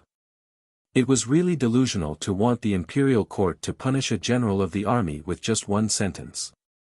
Under the complicated gazes of the people in the military camp, he walked out of the central military tent and walked to his own tent. He had only taken a few steps when he saw a small figure running over from outside the fence. Cat Girl's little face was slightly red. She panted and waved her hand, saying, "Senior brother, your luggage is too heavy. I really can't carry it alone. Do you want to carry it yourself?" Ning Ke had originally wanted to move back to the Tang camp. After all, this was the place of his own people. However, today he had killed several horse gang members from the inner vanguard battalion of the northeast border military, which led to the arrest of the highest officer of this troop. Although no one dared to show any disrespect or hostility to him, the complex emotions in those eyes really gave him a headache. No need to move. He stretched out his hand through the fence and rubbed the little girl's head. He said with a smile, "I will go back to sleep at night." Cat Girl was overjoyed. She clapped her hands and said, "That's great. Senior sisters all said that you would not come back." After the identity of the disciple of the second floor of the academy was exposed, the girls of Black Ink Garden thought that Ning Ke had no reason to stay with them anymore. He would definitely move back to the Tang camp. Perhaps it would be difficult to see him again. Thinking of the mutual support along the way, the jokes and the wild goats that were roasted golden, they could not help but feel a little regretful and sad. Therefore, when Ning Ke appeared outside the tent with the big black horse, he was warmly welcomed by the girls. Even the big black horse was touched by the soft and fragrant hands of the girls. It gently shook its head, kicked the hard ground under its feet, and turned its thick lips from time to time, looking particularly proud and happy. Only the calligraphy addict, Mo Shanshan, was as indifferent as before, or even more indifferent. Ning Ke walked into the tent and saw that she was writing small regular script with her head down. He said a few words to her, but got no response. He could not help but feel a little strange. He walked forward to see what she was writing, but she glared at him coldly and stopped him. "I won't be angry with you for the sake of your poor eyesight." Ning Ke unconsciously comforted himself. He walked out of the tent and came to the side of the big black horse. He took out something that looked like a dry grass root and stuffed it into the big black horse's mouth. The big black horse's eyes suddenly brightened. It chewed and swallowed it down. Then it lowered its head and rubbed Ning Ke's face like a puppy, as if it wanted to ask for more. However, because its body was too big, it looked ridiculous even if it wanted to snuggle up to Ning Ke, not to mention that it was like a little bird leaning against a man. Ning Ke was too lazy to care about it. He annoyedly pushed its head away and looked into the distance covered by the dense clouds in the north. That was where the desolate man was. I couldn't help but look at that place quietly. I understood something. Many people were heading there. The imperial court and the academy did not send anyone there. He was the imperial court and the academy. Xia Ho wanted to do something there and did not want the imperial court and the academy to interfere or know about it. That was why he did not hesitate to take a great risk to kill Ning Ke, because he was willing to fight to the death for that matter. In the desolate and cold wilderness, what could be worth the Jinjuan general's fight to the death? Of course it was that tome of arcane. Ning Ke looked at the north of the wilderness and smiled. It started with the tome of arcane and it seemed that it would end with the tome of arcane. But he did not know if there was a good-looking vixen among the forces fighting for the tome of arcane. "I like your black horse." A voice suddenly came from behind. Ning Ke turned around and looked at the beautiful girl in white beside the big black horse. He looked at her red lips that were pursed into a straight line and her black hair that was neatly combed. He felt that there was a pause in the sentence he heard before, but he thought that he had heard it wrong. Because her expression was still so dull and her eyes were still so beautiful. But there was no charm or shyness in them. She was no different from usual. There are only 2,000 words today because the outline has been used up. I have to go and work on the latter part of the outline. I hope I can understand it as soon as possible. It also happens to be the confession day that happens once every 4 years. It is said that the girls confess today and cannot be rejected. So I have to confess to each other. It will be March soon. Please vote for the guaranteed monthly votes. I will not write a single chapter. If there are not enough votes, it will not be too late to write a chapter. Good night. To be continued.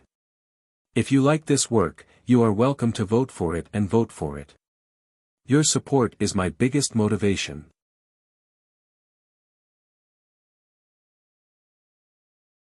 Chapter 242.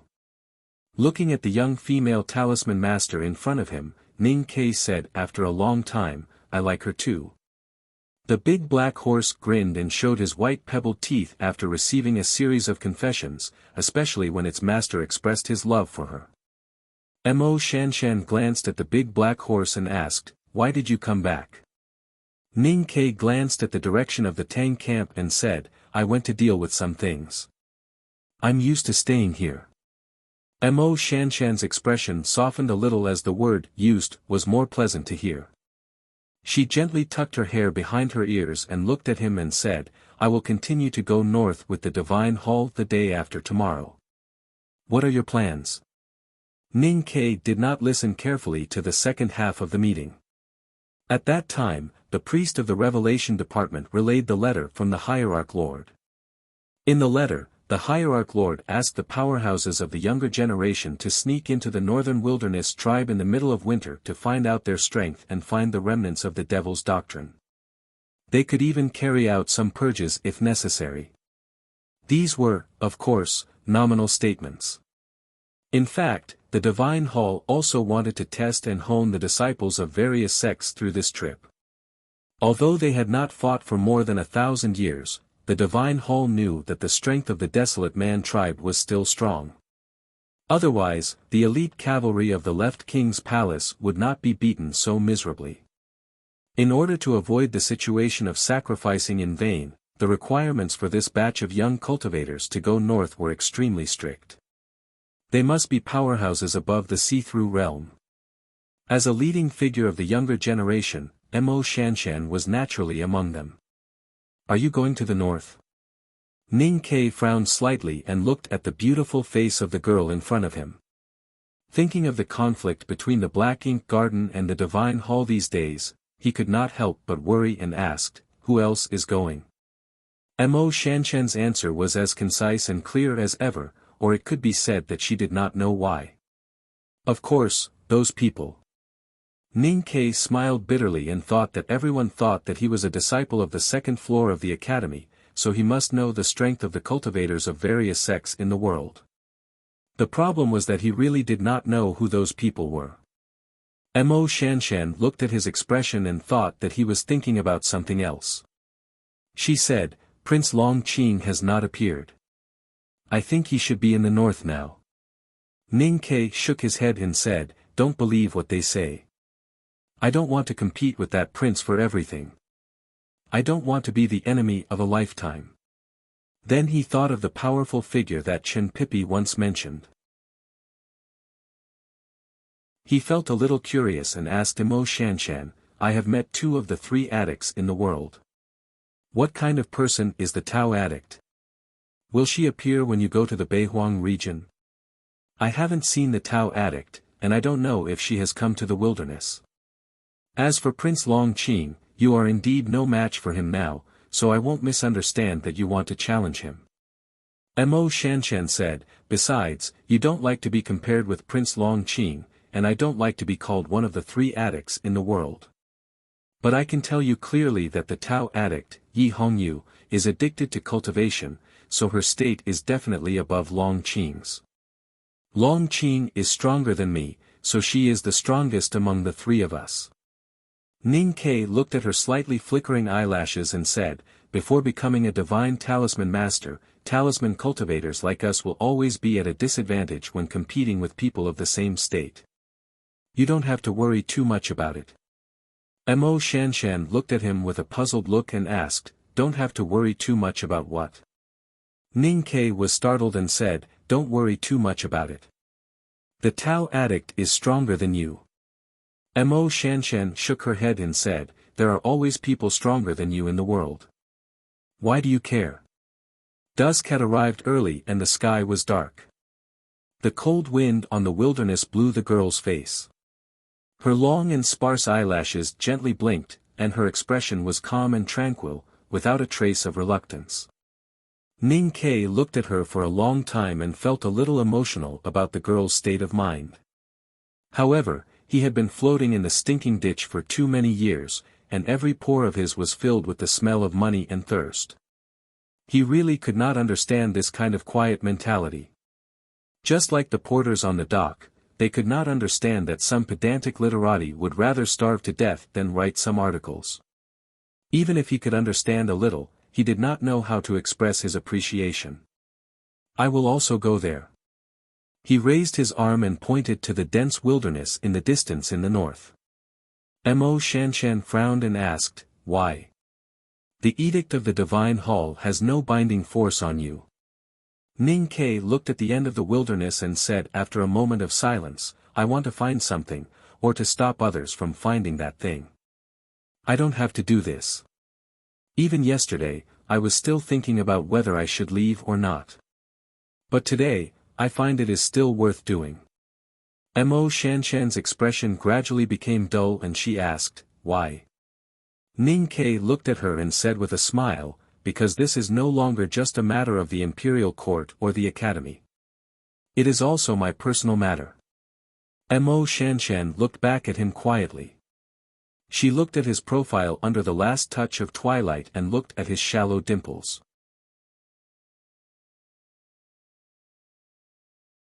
Ning Ke looked at the girl's back and was stunned. He quickened his pace to catch up with her and shouted, don't leave in a hurry. There are still some things that I haven't explained clearly. You have to listen to me.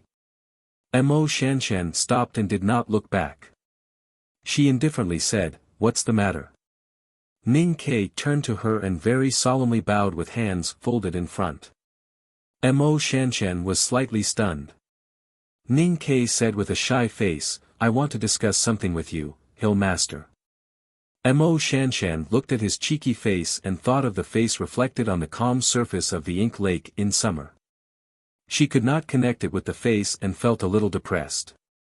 She whispered, what's the matter? I've been very clear about danger since I was very young. Ning Ke stopped smiling and said very solemnly, the Divine Hall did not ask all sects to send see-through state masters to enter the desolate man's tribe together. Since it's an investigation, of course, secrecy is the first priority. That means you can go by yourself. In that case, I wonder if the 2 of us can go together. Wasn't it enough to not only go together but also sleep in the same room during the long journey? You still want to go together? What exactly do you want to do? Mo Shanshan opened her eyes and looked at him who was very close to her. She suddenly felt that she did not know where to put her hands. She asked with a very slight tremble in her voice, "Why? If we go to the desolate man's tribe together, even if we really meet the legendary elder of the devil's doctrine, we have a higher chance of survival if we cooperate with each other. The most important thing is that if we go together, we can perfectly solve the danger of people from the Divine Hall or those Baldies from the Ueluan Kingdom." The more Ning Kai thought about it, the more he felt that his idea was appropriate. He waved his arms excitedly and said, "If we meet the Tao addict, Yi Hongyu, or someone even stronger than her, we definitely can't beat her. Then you can hold the Tao addict and I will escape on the big black horse. As long as I can escape, I will be a witness." "How would the Tao addict dare to kill you?" Suddenly, he noticed that Mo Shanshan's face had become a little pale. Her usually casual and straight eyes had become extremely sharp and indistinct flames of anger could be seen in them. Ning Kai thought that she might have misunderstood and hurriedly explained, "The opposite is also true. I can hold the powerful enemy and you can escape first. Then the enemy will not dare to kill me, the core disciple of the headmaster of academy. In other words, it is just a little game of you and me being witnesses. I don't want to use you as a gecko's tail." Hope and disappointment followed one after another.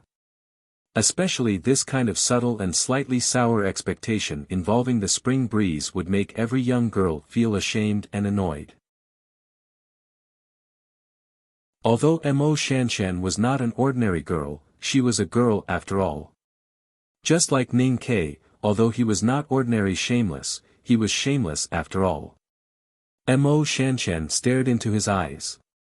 The burning flames in her eyes were about to burn up the legendary calligraphy addict's virtuous and quiet aura. Then they gradually converged and turned into indifference and indifference.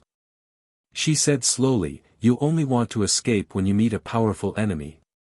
Don't you think that it is too cowardly and shameless?" There was undisguised contempt and displeasure in her calm and indifferent words.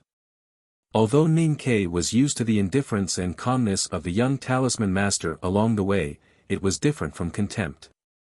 He was also a little annoyed and said, "I will be beaten like a dead dog if I say it. Can't I escape?" Mo Shanshan looked at the natural expression on his face and thought, "How dare you express your dissatisfaction?" Her hands in the sleeves trembled slightly, as if they would clench into fists and punch out at any time. She stared at him for a long time as if she was studying an inkstone, as if she wanted to see clearly whether this was a precious Huangzhou clay inkstone or a cheap and worthless one.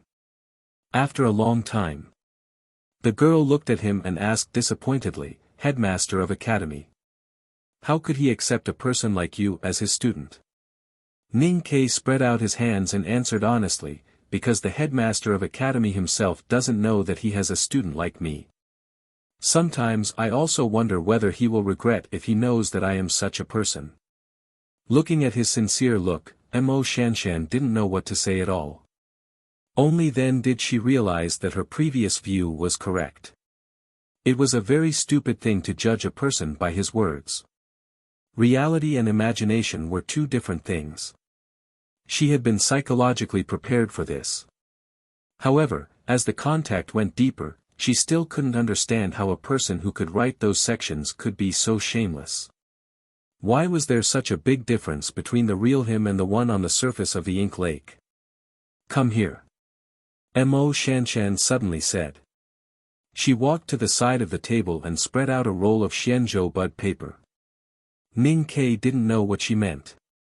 He walked over and sat down. Looking at the thickness of the yellowish paper and the dense flocculation on it, he loudly praised, "Good paper.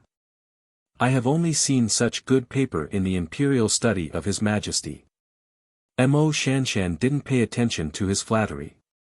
She expressionlessly poured water into the inkstone and gently lifted the ink block to grind for a moment. Then she pointed at the brushes on the brush rack that looked like door curtains and said, "Pick one yourself." Ning Kai vaguely guessed what she wanted him to do. He couldn't help feeling a little nervous. After a moment of silence, he very seriously picked a purple brush that he was most used to and began to adjust his breathing. Sure enough, Mo Shanshan expressionlessly said, right. There was no reason in front of it. It was just a single word, simple, clear, and direct. Ning Ke honestly asked, write what? After a moment of silence, Mo Shanshan said, just write a note. Ning Ke shook his head and said, I don't need to leave a message for anyone at this time. Why would I write that? As his voice fell, he finished adjusting his breathing. After a moment of concentration, he slightly moved his wrist and the full tip of the brush dipped in ink fell on the Xianzhou bud paper. He was now a famous calligrapher in Chang'an City. However, the girl in front of him was the world-famous calligraphy addict. He didn't dare to neglect her. On the contrary, he had to show his best skills to show his respect. It didn't take long for him to raise the brush and turn his wrist. A cursive script had been completed. The strength was vigorous and the changes were endless. As it flew around, it seemed to be stagnant and steep. Ning Ke put down the brush and looked at it for a moment. He was very satisfied. Then he looked at Mo Shanshan and felt a little anxious. He didn't know if she was satisfied.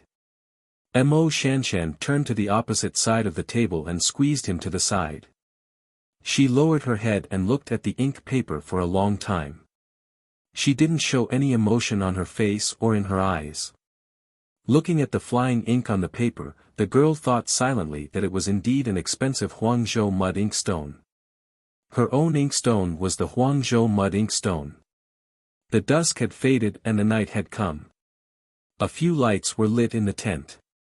The dim light shone on Ning Ke's side face and clearly reflected his strange expression of uneasiness and confidence. Mo Shanshan looked at his side face and suddenly thought of the side face by the window on the journey. She thought of the dark and vicious young man in the carriage who taught her how to kill. She gradually understood something. Whether it was an expensive Huangzhou mud inkstone or a cheap one, as long as it could be used to write good characters, it was a good inkstone.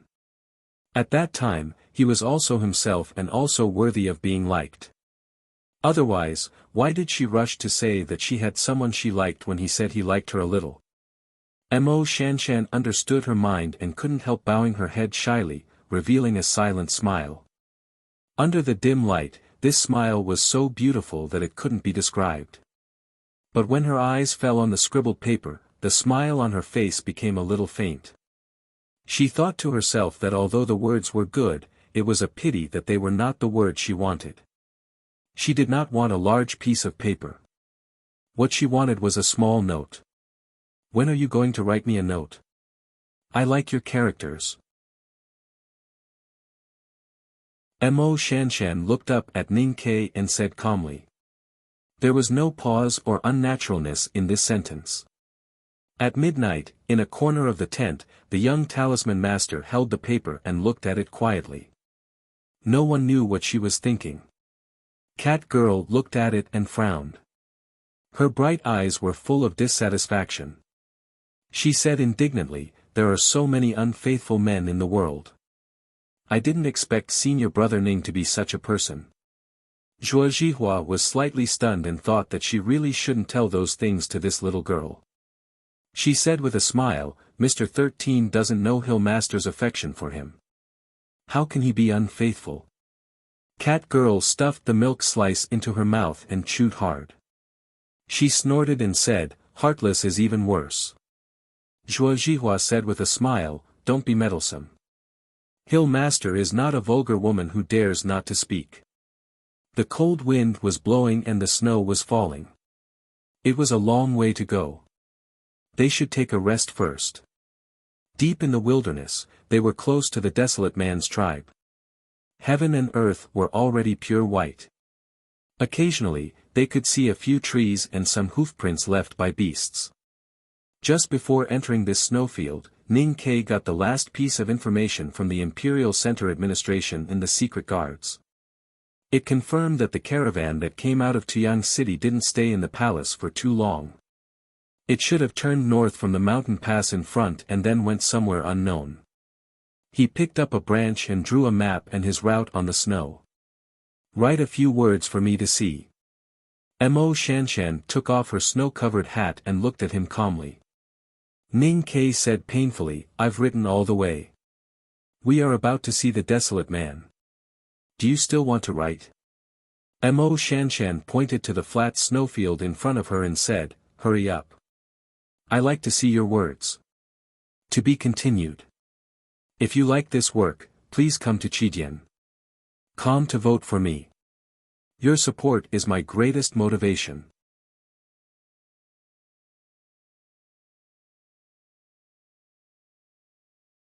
Chapter 243. They left the palace and headed north again. Ning Ke's route was very clear, which was to follow the caravan that came out of Tiang City.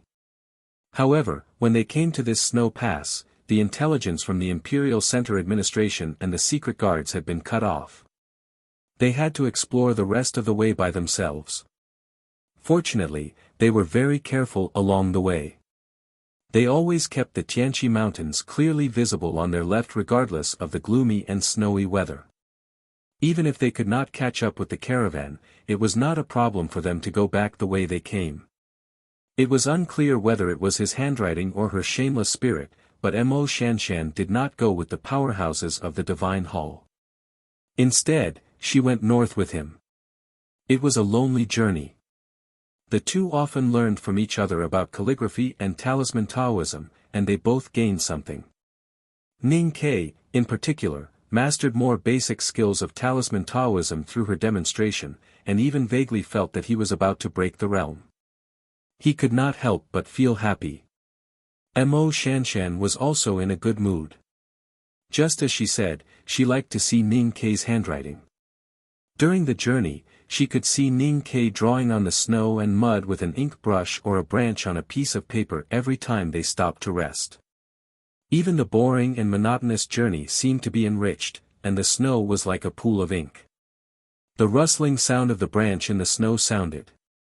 Ning Ke looked at his handwriting and nodded with satisfaction. He found that under the pressure of Mo Shanshan, not only had his cultivation state improved, but his calligraphy had also improved a lot. Mo Shanshan pulled the scarf in front of her chest to her shoulder, slightly leaned forward, and looked at his handwriting carefully with her head down. She stretched out her right index finger and slowly gestured in the air, as if she was copying. Ning Ke knew that the girl's eyesight was not good, and he was used to her concentration and posture every time she read. At the bottom of the mountain pass, a gust of cold wind mixed with snowflakes blew, causing the scarf on the girl's shoulder to flutter. Her black hair fluttered backwards, contrasting with her slightly red face, making her look very beautiful. Behind the snow dome, the big black horse held its head high and kicked its front hooves in boredom. No one knew what it ate all day long, but it was so hot that it did not seem to be afraid of the cold here at all.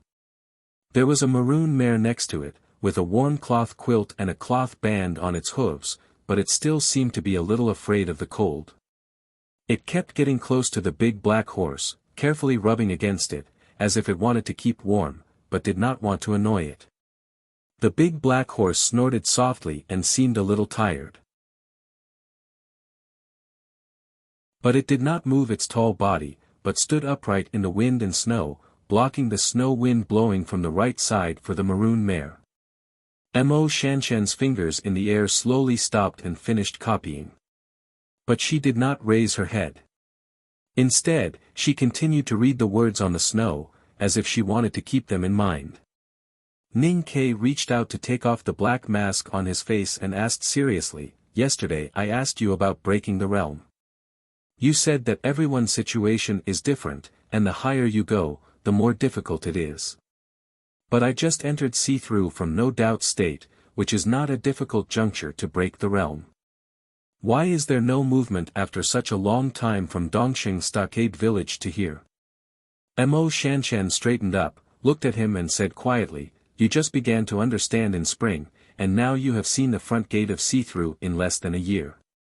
If you are not lying, then it can only mean that you are a genius in cultivation, which also explains why the headmaster of academy chose you as his student." Ning Ke asked, "You mean that I am already very great compared with others?" Mo Shanshan's eyelashes trembled slightly, and she asked, "Who are the others you are talking about?" After a moment of silence, Ning Kai said, "Prince Long Qing." Mo Shanshan looked at him and said seriously, "Didn't you say that you don't accept such a cliché as a lifelong enemy?" Ning Kai laughed and said, "The world says that Prince Long Qing is only one step away from the knowing destiny state.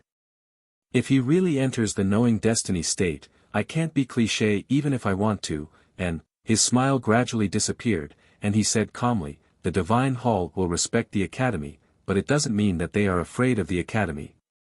Especially for people like Prince Long Qing, he will definitely find a chance to defeat or even kill me personally, so as to perfect his so-called Taoist heart. If he enters the knowing destiny state, he can really beat me like a dog."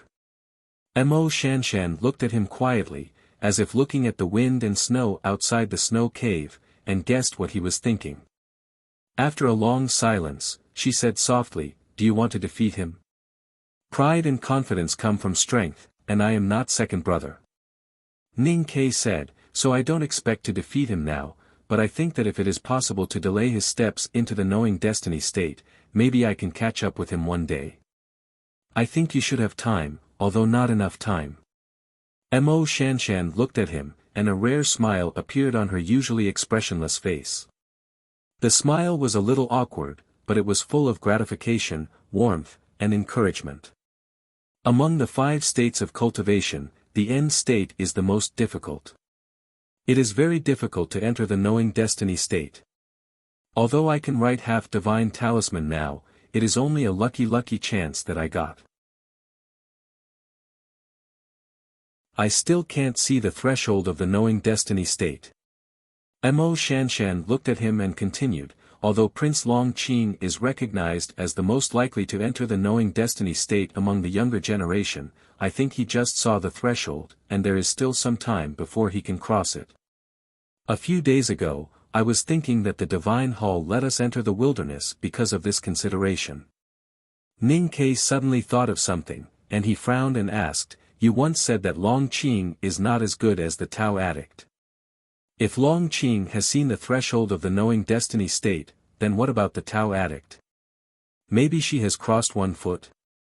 Maybe she just saw the threshold."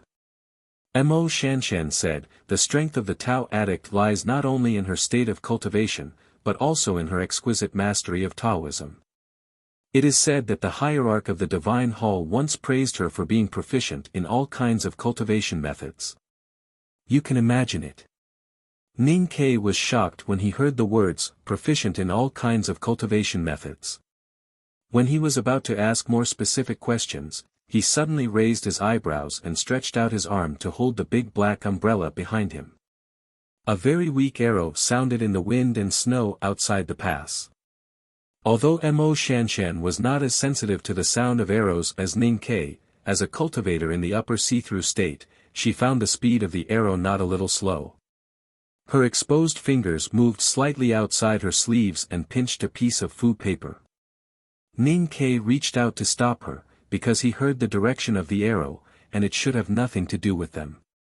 An arrow deeply shot into the gentle slope outside the snow dome. A snow rabbit hiding in the snow slope had its buttocks torn apart by the arrowhead. It struggled with all its might and jumped into the mountain pass. The snow rabbit fell into the snow dome and died after a few bounces. The words written by Ning Kai on the snow ground were trampled into a mess. Heavy footsteps sounded on the snow slope outside the pass. Ning Kai used his eyes to signal Mo Shanshan to let him handle this matter. He released the handle of the umbrella from his back and held the hilt of the knife. A person in an animal skin cotton coat climbed over the edge of the snow dome and looked for the injured snow rabbit. He first saw 2 horses, and then saw Ning Kai and Mo Shanshan. He could not help but be shocked, and drew his bow and arrow to aim at the 2. Ning Kai frowned slightly and looked at the short bow in the person's hands. He noticed that the bow material was a little special, and the twisted wire in the bowstring shone slightly. It seemed that it was not made of animal tendons. Then he noticed that a few strands of long hair floated out from the edge of the person's hat. Looking at the face carefully, it turned out to be a woman in her 30s. He held the hilt of the knife, looked at the woman calmly and said, "We mean no harm."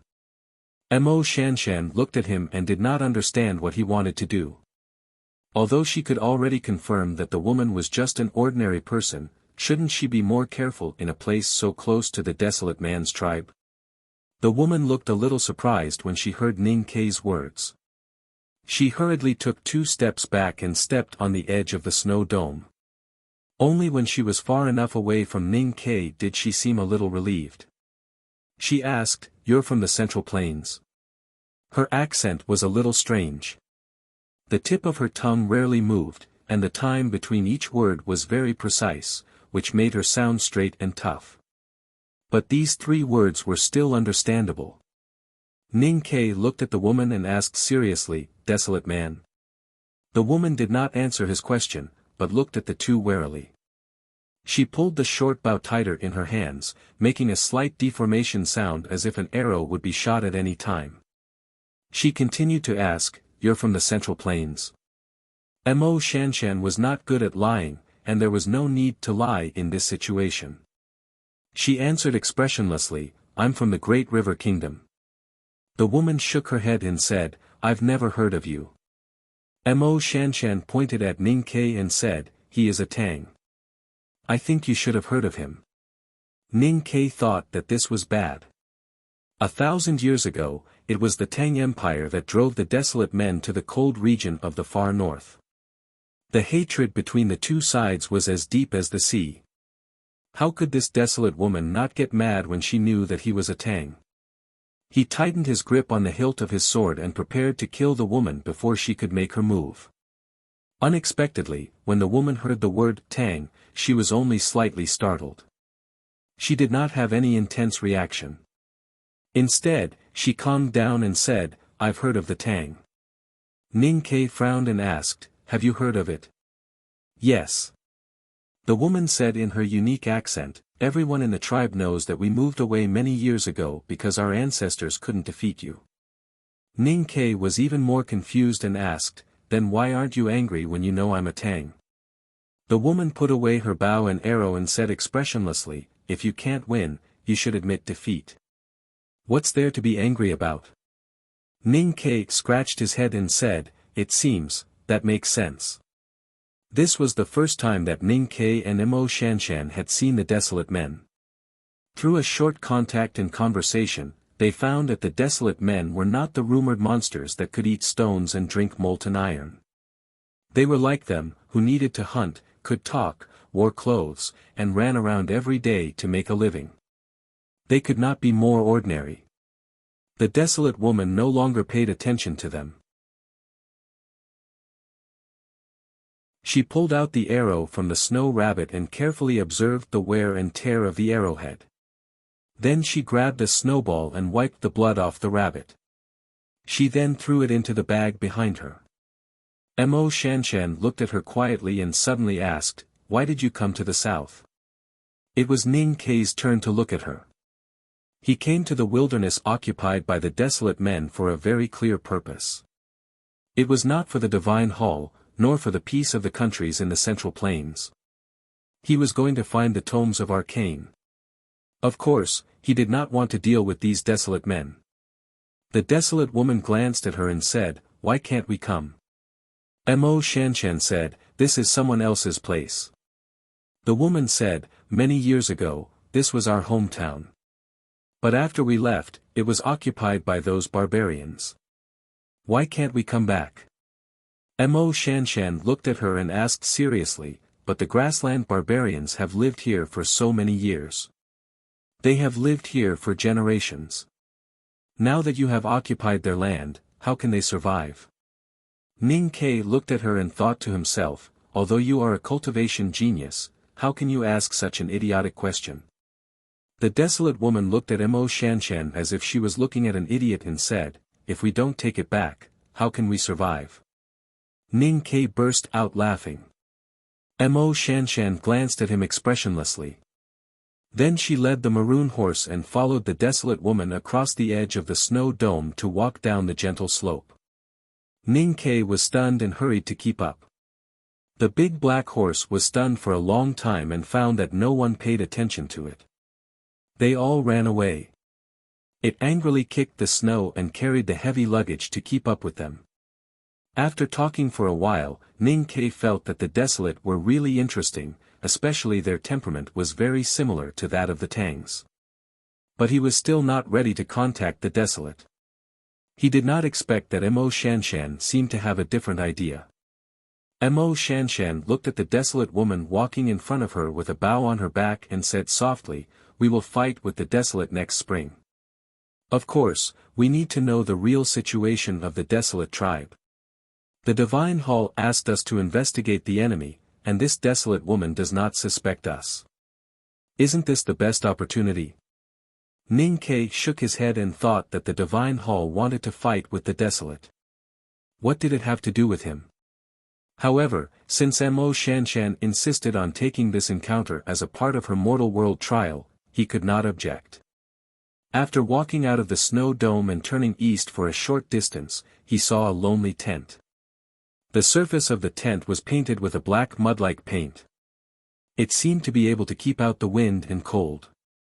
However, it was obviously far from the settlement of the Desolate Man tribe. He did not know why the Desolate Man-woman lived here.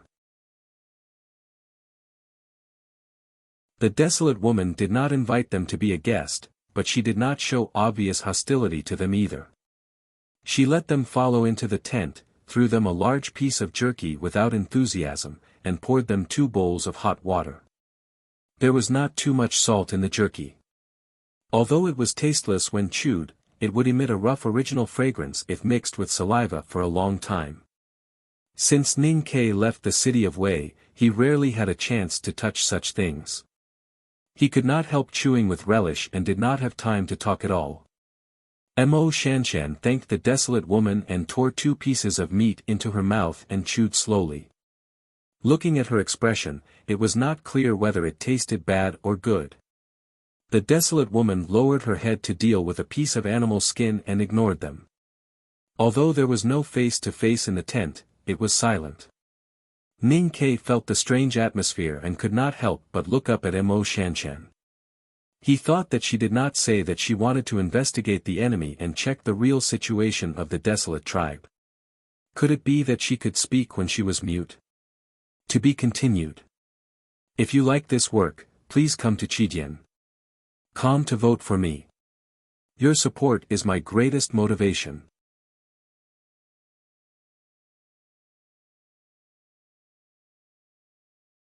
Chapter 244. Mo Shanshan glanced at him. She was confused and even a little flustered. Obviously, she was not good at it even though she was the world-famous calligraphy addict. Ning Ke held back his laughter, glanced at the dried meat in his hand, and began to chat with the desolate woman. He was very good at chatting. Since he was a child, he could survive in such a dangerous environment. In addition to being ruthless, the most important characteristic of him was to please others.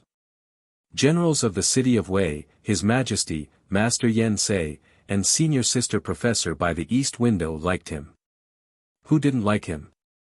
Therefore, it didn't take long for the desolate woman to start chatting with him warmly. Although her accent was a little weird, there was no problem communicating when they slowed down the speed of their conversation. There are a lot of fish in the hot sea, all kinds of fish. The desolate woman grabbed a handful of hay and wiped off the blood on her hands. She spread her arms and said, "My man has seen such a long fish. But speaking of delicious, every year during the Right to Light, the tribe leader will send warriors to dive into the sea to catch the female fish. That kind of fish is really delicious." Ning Ke put the dried meat in his hand aside and asked curiously, "Female fish?" "Well, because the fish eggs are very big, we call them female fish." The desolate woman stretched out her fingers and gestured exaggeratedly. Then she shook her head and said, "After coming to the south, there are more sheep than before. But it's not so convenient to eat fish."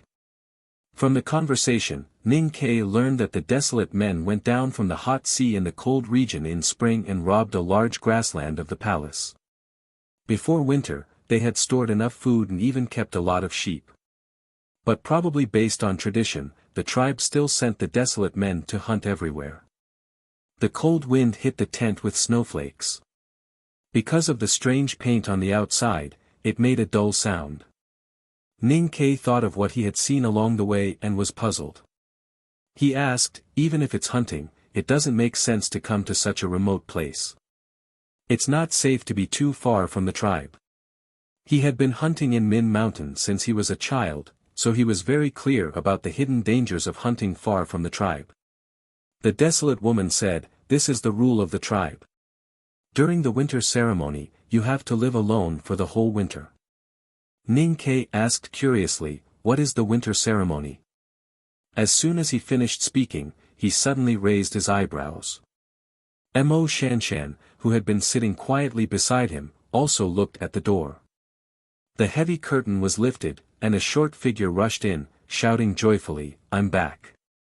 It was a skinny little boy carrying a fat badger on his shoulder. His face was full of joy and pride, but when he saw Ning Ke and Mo Shanshan, he suddenly became vigilant. "It's a guest." The desolate woman stepped forward and took the prey on his shoulder. She gently pulled it with her fingertips and quickly blocked the cold badger's bleeding wound. She smiled and patted the little boy's head. Ning Ke looked at the little boy, who was definitely no more than 12 years old. He could not help but feel shocked that he could hunt such a big winter badger in such cold weather. Then he thought of his life in Min Mountain when he was younger than the boy many years ago, and could not help but feel a little emotional. "This is my son." The desolate woman looked at the surprised expressions of the two people from the Central Plains and laughed heartily. She said, "The winter ceremony you mentioned just now is his winter ceremony. According to the tribe rule, in the winter of the year when he is 12 years old, parents will accompany the child to the mountains to hunt. Before the North Hot Sea thaws, the child will be considered an adult if he can hunt half a cart of prey." She looked at the little boy sternly, but could not hide the tenderness in her eyes. She said, "Next year, he will become a warrior and then have his own family. So the winter ceremony is the last time we accompany him." The desolate would become a warrior at the age of 12. Ning Ke had not yet gotten rid of the shock. Then he thought of the previous sentence about having a family and could not help but say enviously, "We Tangs can't get married so early." Hearing the word Tangs, the desolate boy, who was already a little vigilant, suddenly became more nervous. He subconsciously wanted to hide behind his mother, but thinking that he was going to become a warrior of the tribe during the winter ceremony, he forcibly plucked up his courage to stand in front of his mother and stared at Ning Ke fiercely.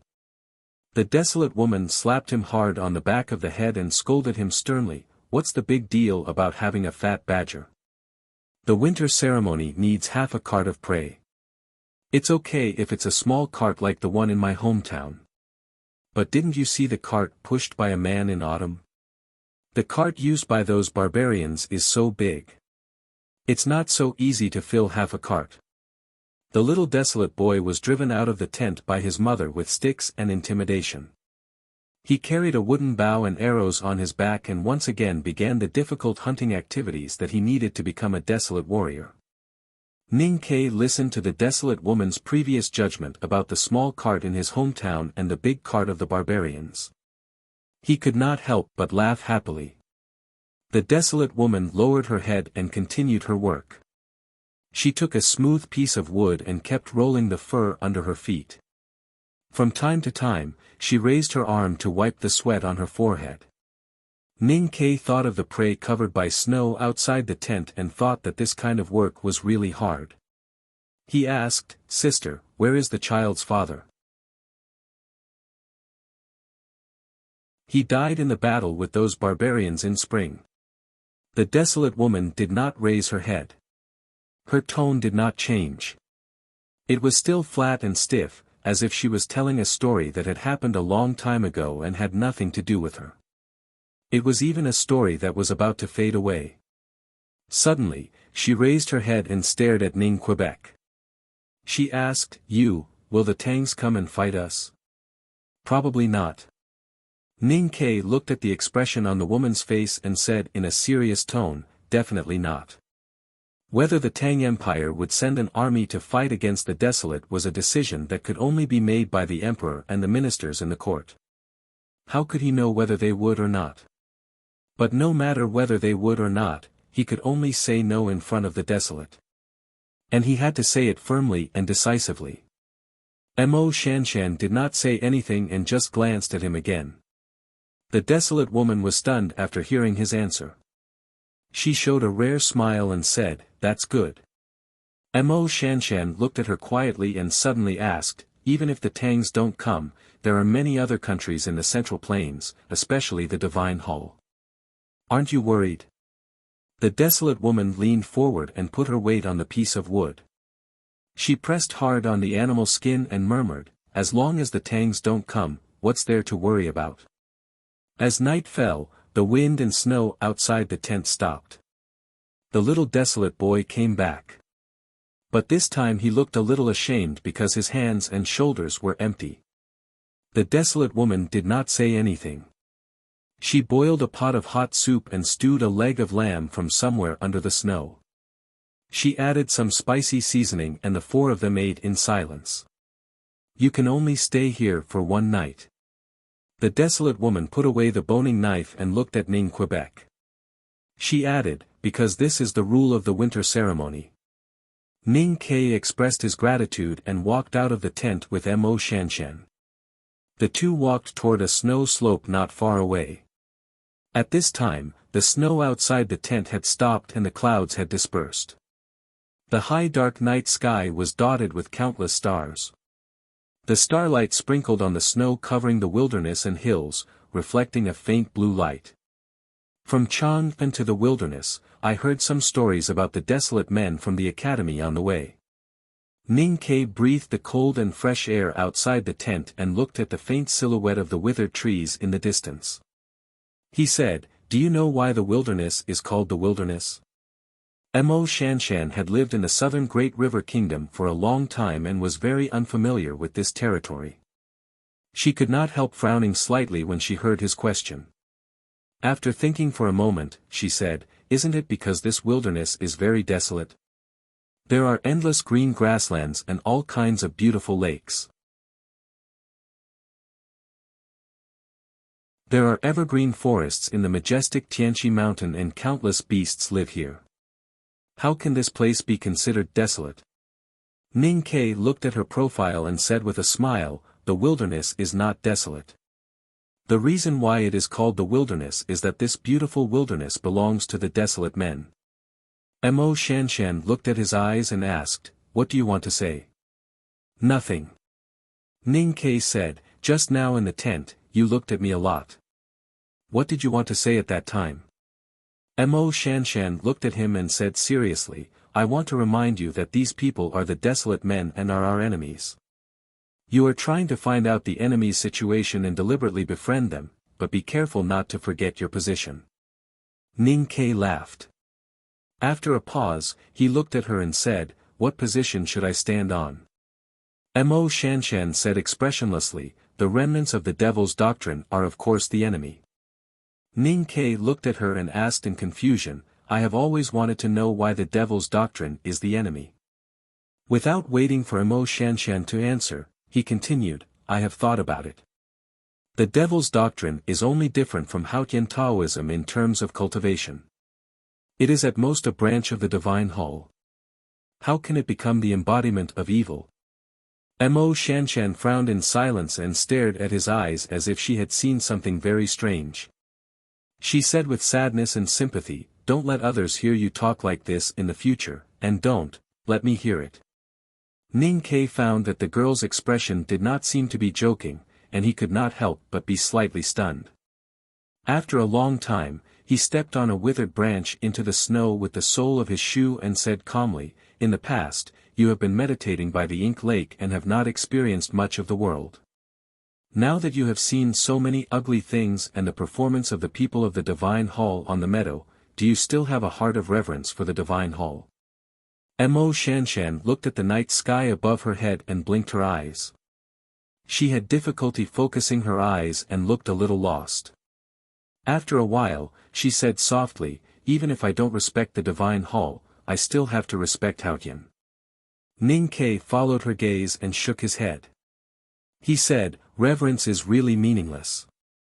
Mo Shanshan looked back at him and said seriously, but the evil deeds of the devil's doctrine are always true. Yesterday's activity was more tiring than writing 10,000 words. My cervical vertebra was seriously injured. I wrote this late yesterday and posted it on time. Today I will go out for personal affairs. I hope it will be smooth and fast, and I will go home soon. To be continued. If you like this work, please come to Chidian.com to vote for me. Your support is my greatest motivation.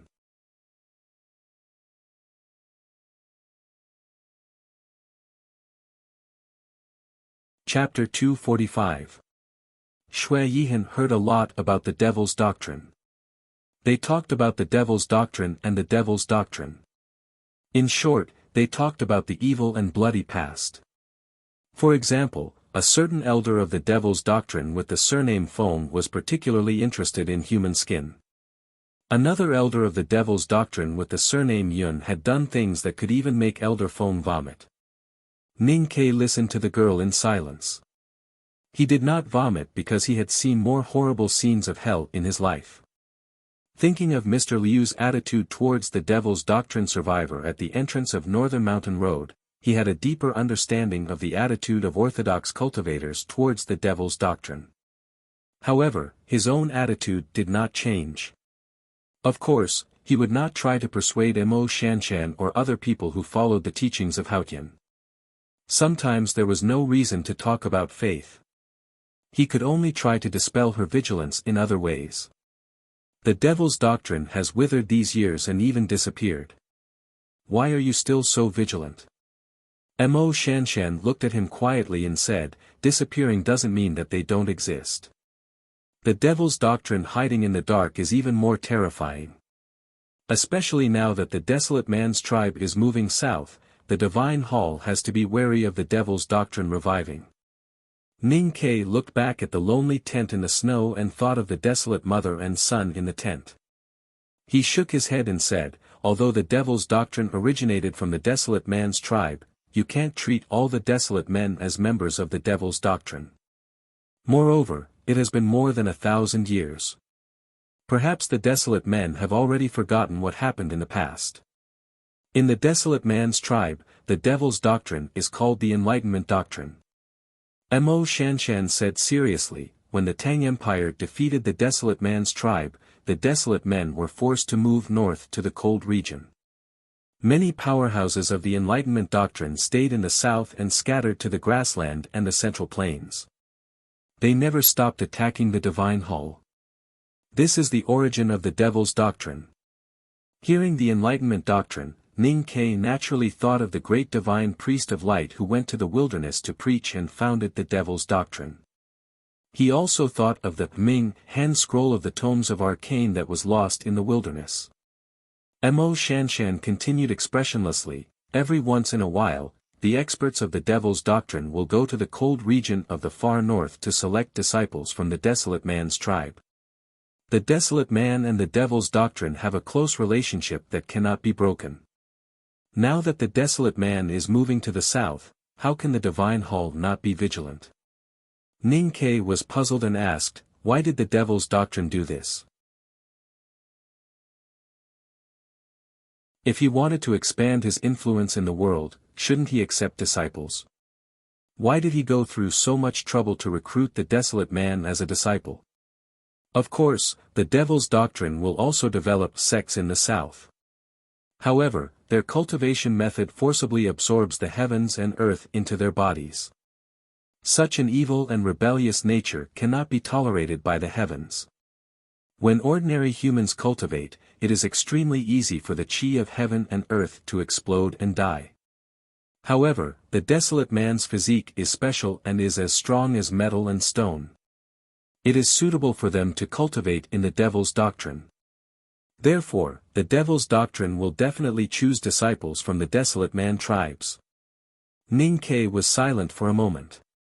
He thought that perhaps it was not the special constitution of the desolate man that was suitable for cultivating the devil's doctrine, but the great divine priest of light who founded the devil's doctrine had created such a cultivation method because of the special constitution of the desolate man. He looked at Mo Shanshan and said, "You should know the great divine priest of light who founded the devil's doctrine." Mo Shanshan nodded. Ning Ke said, "If you don't care about the disrespect of the devil's doctrine's cultivation method to Haotian, don't you think it is very interesting? The devil's doctrine is completely a branch of Haotian Taoism." Mo Shanshan frowned slightly and looked into his eyes. She said, "Although the devil's doctrine calls itself light, it worships Yama. How can such an evil doctrine that disrespects Haotian be compared to Haotian Taoism?" Ning Ke thought of the legends he had heard when he was young and was slightly stunned. He asked, "Isn't Yama a legend?" Mo Shanshan looked back at the distant wilderness and said softly, "Everyone has heard of this legend when they were young, but no one knows where the underworld is, whether there is Yama, and no one will believe in it. Even the attitude of the devil's doctrine is very strange. They believe in Yama, but on the other hand, the people in the devil's doctrine are extremely afraid of Yama's arrival. Because in their doctrine, the arrival of Yama means the arrival of darkness. They don't like darkness." Ning Ke listened to her and thought of the people in the devil's doctrine who worshipped Yama in the dark cave but wished they could never meet Yama. He could not help but laugh and said, "What a group of strange and contradictory people." The night sky was filled with stars. The starlight fell on the white snow covering the wilderness, making the night seem like dawn. The air after the snow was extremely pure, so there was no obstruction to the view. The tents in the middle of the snowfield could be seen from afar. That was the settlement of the desolate man's tribe. It was quiet and beautiful like the snow village in the fairy tale. Ning Ke looked at that place quietly. It was difficult to connect the desolate man's tribe with the dark legends, the distant past, and the bloody history. At this moment, a large mass of dark clouds floated over from the south and occupied the entire sky above their heads. The starlight that filled the entire sky was blocked behind it, and not a single trace of it could be seen. The entire world had darkened. On the pitch-black snowfield, near the mountain, there were a few lonely tents. In these tents lived the desolate man who were performing the winter ritual like the mother and son. There were a few protruding rocks in the snow outside one of the tents. Suddenly, the rock moved. It turned out to be 3 people dressed in black. The material of this kind of black clothes was extremely thick and hard. The hood on their backs covered their faces, so when they silently appeared on the snowy ground, they looked exactly like rocks. These 3 black rock-like men in black were deacons from the judicial department of the Divine Hall. They were also the soul-reaping messengers in the hearts of the remnants of the devil's doctrine and traitors. When the countries in the Central Plains were still planning for next spring's attack, the judicial department of the Divine Hall had already sent a large number of terrifyingly powerful deacons into the depths of the wilderness. The Divine Hall's attitude towards the desolate man was very simple. It was exactly the same as Ning Ke's attitude towards his enemies. A dead desolate man was a good desolate man. All desolate men deserved to die. However, these deacons of the judicial department had important tasks and did not have the strength to challenge or provoke the desolate man's tribe, which had countless powerful warriors. However, when they met these lone desolate men tonight, they could not suppress their disgust towards the darkness. It was as if they had smelled the world's worst stench, like a lynx patrolling at night seeing a mouse crawling in a hole. Even if they were expressionless and silent as rocks, their hearts were trembling with excitement and could not control themselves. This was because the education they had received since childhood and the environment they had lived in for decades had given them some almost instinctive mental reactions. The cruel killing of the heretics was the greatest source of pleasure in their lives. Therefore, When these three black rock-like deacons of the judicial department walked into the lonely tent, they did not consider the consequences of provoking the desolate man's tribe or whether it would endanger the mission of the divine hall. They only wanted to kill the source of the stench and kill these big mice cruelly. They comforted themselves by thinking that there were very few desolate men. As long as they could kill one more, it would be a great contribution to the cause of light. A few soft sounds rang out.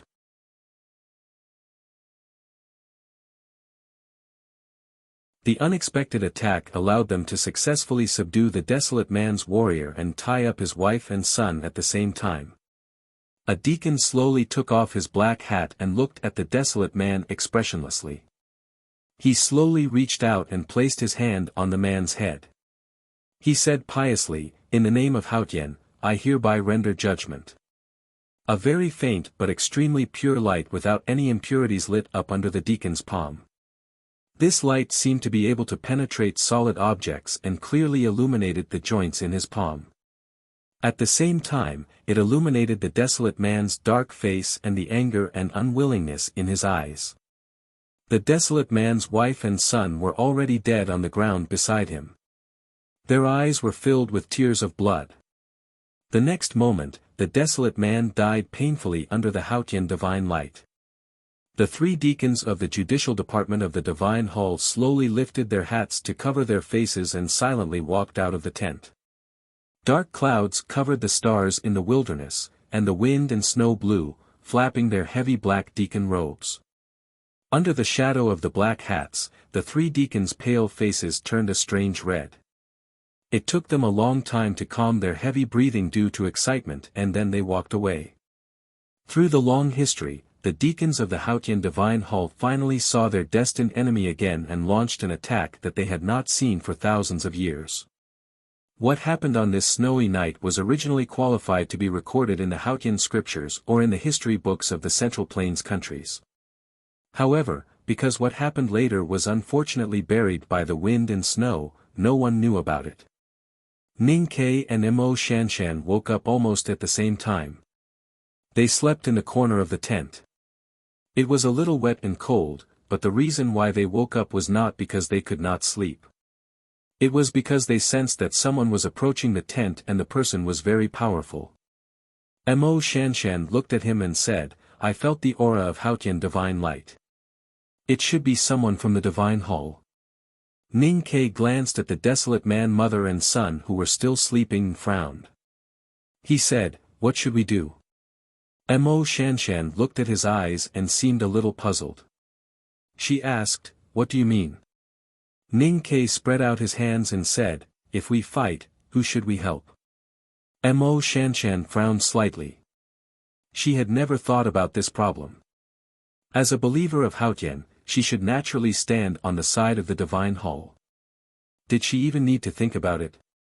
Ning Ke smiled and reminded her, "Don't forget that we are living and eating with the desolate man.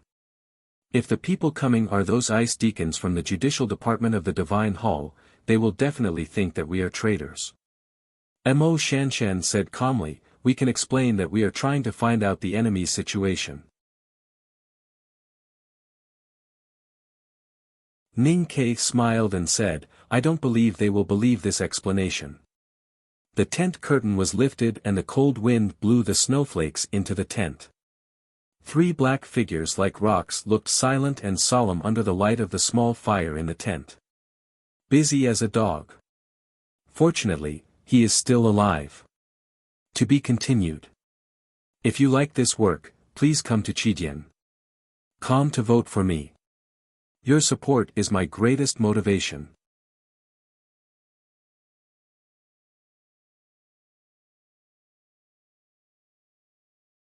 Chapter 246.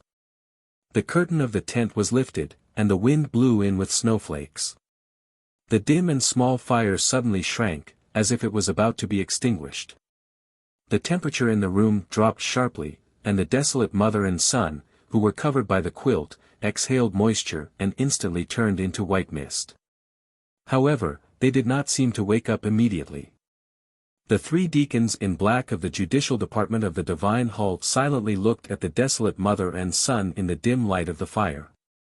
Listening to the 2 long breaths, they slowly stepped forward and stretched out their hands that were hidden in their black sleeves. Suddenly, the quilt was lifted, and a small crossbow appeared in the desolate woman's hand. She aimed at the deacon in black and pulled the trigger. It turned out that she had already woken up and was just waiting for a chance to make a surprise attack. With a swoosh, the sharp crossbow arrow was shot in front of the deacon in black. The deacon in black rolled up his sleeves and suddenly came down like a dark cloud. After the crossbow arrow entered the sleeve cloud, it instantly disappeared without a trace, and no one knew where it had gone. Then, a ray of light shone in the depths of the black cloud on the sleeve of the deacon of the judicial department. A very narrow and thin Taoist sword, under the control of the exquisite psyche power, pierced the weak flame on the bonfire and stabbed the chest of the desolate woman. However, for some unknown reason, the desolate woman's body suddenly tilted, and the narrow Taoist sword did not pierce into her chest, but flew past her shoulder. The leather robe on the woman's shoulder was torn by the tip of the sword, and there was a very shallow wound on the slightly dark skin inside. The injury was not too serious, as if her skin was harder than steel. The 3 deacons of the judicial department noticed something strange in the tent, and there was a rapid fluctuation of psyche power around them. 2 of them looked at the dark corner with gloomy eyes. The deacon in black stretched out his left hand and grabbed the little desolate boy who had just woken up, and dragged him to his feet through the air. He called back the Taoist sword, and silently and without hesitation, stabbed the little boy's throat. The desolate woman was knocked down to the ground. Although the injury was not serious, some strange power attached to the Taoist sword made her body suddenly weak. Seeing that her child was about to be nailed to the ground by the narrow sword, she could not help but let out a painful and sad howl like a dying mother beast. After a swoosh, the narrow and sharp hiltless Taoist sword pierced through the ground that had been softened by the fire and turned into a tiny, round black hole before it disappeared. The little desolate boy did not die. At the moment when the Taoist sword stabbed down, it was as if a pair of invisible hands had grabbed the little boy's shoulders and dragged him away. That black-clothed deacon slowly turned his head. Just like his 2 companions, he silently looked towards a dark corner of the tent. Previously, they only heard 2 breaths and did not think that there were other people in the tent. However, at this moment, they were certain that there were other enemies because they heard the drawn-out breathing sound from the corner. Because the 2 people in the dark corner let them hear their own breathing. Out of the corner of his eyes, Ning Ke noticed that Mo Shanshan's right hand, which was hanging by her side, moved slightly. He knew that she had saved the little desolate boy, so he was more confident about what would happen later. Mo Shanshan looked at the 3 men who hid their faces in the shadow of black hats. Looking at their dark and heavy coats that hung down to their feet, she naturally thought of the West Hill Divine Palace, which was the most hated and feared institution. She frowned slightly and said, "Are you deacons of the judicial department?" The 3 black-clothed deacons did not nod or answer. They just looked at her and Ning Ke in silence. Because of the angle of the light, they could not see their eyes, but they could clearly feel the coldness and power contained in their silence. Mo Shanshan frowned even more. She could understand the Divine Hall's vigilance against the desolate men, but for the time being, she did not understand why the deacons of the judicial department would try to kill the desolate man and his mother without announcing it. She secretly wondered if the desolate man and his mother had a secret identity that would affect the Divine Hall's affairs. As one of the 3 calligraphy addicts in the world, she naturally would not be extremely afraid of the black-clothed deacons of the judicial department like ordinary Haotian believers. However, she was a believer of Haotian, and her master was a visiting professor of the Divine Hall. This trip to the wilderness was also under the Divine Hall's edict. Of course, she would not choose to be enemies with these 3 deacons of the judicial department. To avoid any possible misunderstanding, she decided to reveal her identity. However, at this moment, the black-clothed deacon who was the leader asked first, "Are you people from the Central Plains?" This black-clothed deacon's voice was not hoarse and unpleasant like the rubbing of iron and stone, nor did he deliberately reveal a sense of coldness and toughness. He just spoke calmly, but it made people feel a little cold. Mo Shanshan was slightly startled. She glanced at the desolate man and his mother behind Ning Kai and thought that she had guessed the reason for the hostility of these deacons. She gently explained, "Yes, but don't misunderstand."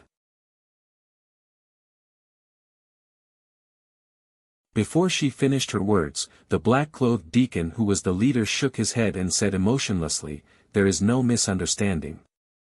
The second black-clothed deacon said coldly, "You are people from the Central Plains, but you are with the desolate men." The third black-clothed deacon said coldly, "You did not kill the two desolate men, so you are either heretics who betrayed Haotian or remnants of the devil's doctrine."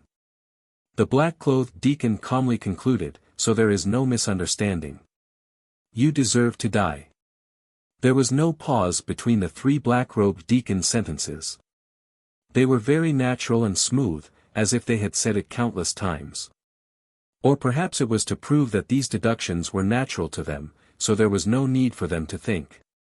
Ning Kai was a little amazed at the skill of these deacons in crosstalk. He wondered why Prince Long Qing, the bigwig of the judicial department, was not so interesting when he met him in Chang'an. He could not help but laugh. He looked at Mo Shanshan and said, "I said that no one would believe me, but you did not." Then he looked at the three black-clothed deacons and said, "Anyone who wants to be a deacon in the judicial department must be able to recite the dialogue you just said, right? Speaking of which, it is a little difficult to cooperate so well." He spoke in a serious tone, so it sounded funny. The three deacons of the judicial department of the Divine Hall came to the depths of the wilderness to kill some desolate men, including the desolate man and his mother in the tent.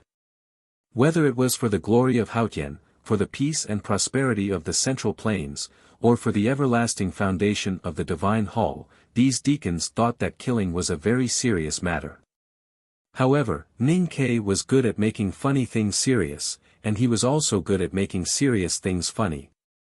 Therefore, the three black-clothed deacons felt that their belief had been humiliated, and they were very angry. Their faces were covered by black hats, and their burning eyes could not be seen. However, the slightly trembling black clothes and the rapid fluctuation of the chi of heaven and earth in the tent all proved the deacons' anger and the fact that they were about to attack. Mo Shanshan looked at the three black-clothed deacons expressionlessly and said, "We can explain." The leading black-clothed deacon said emotionlessly, "Surrender and then explain." As soon as he finished speaking, the deacon in black took a step forward.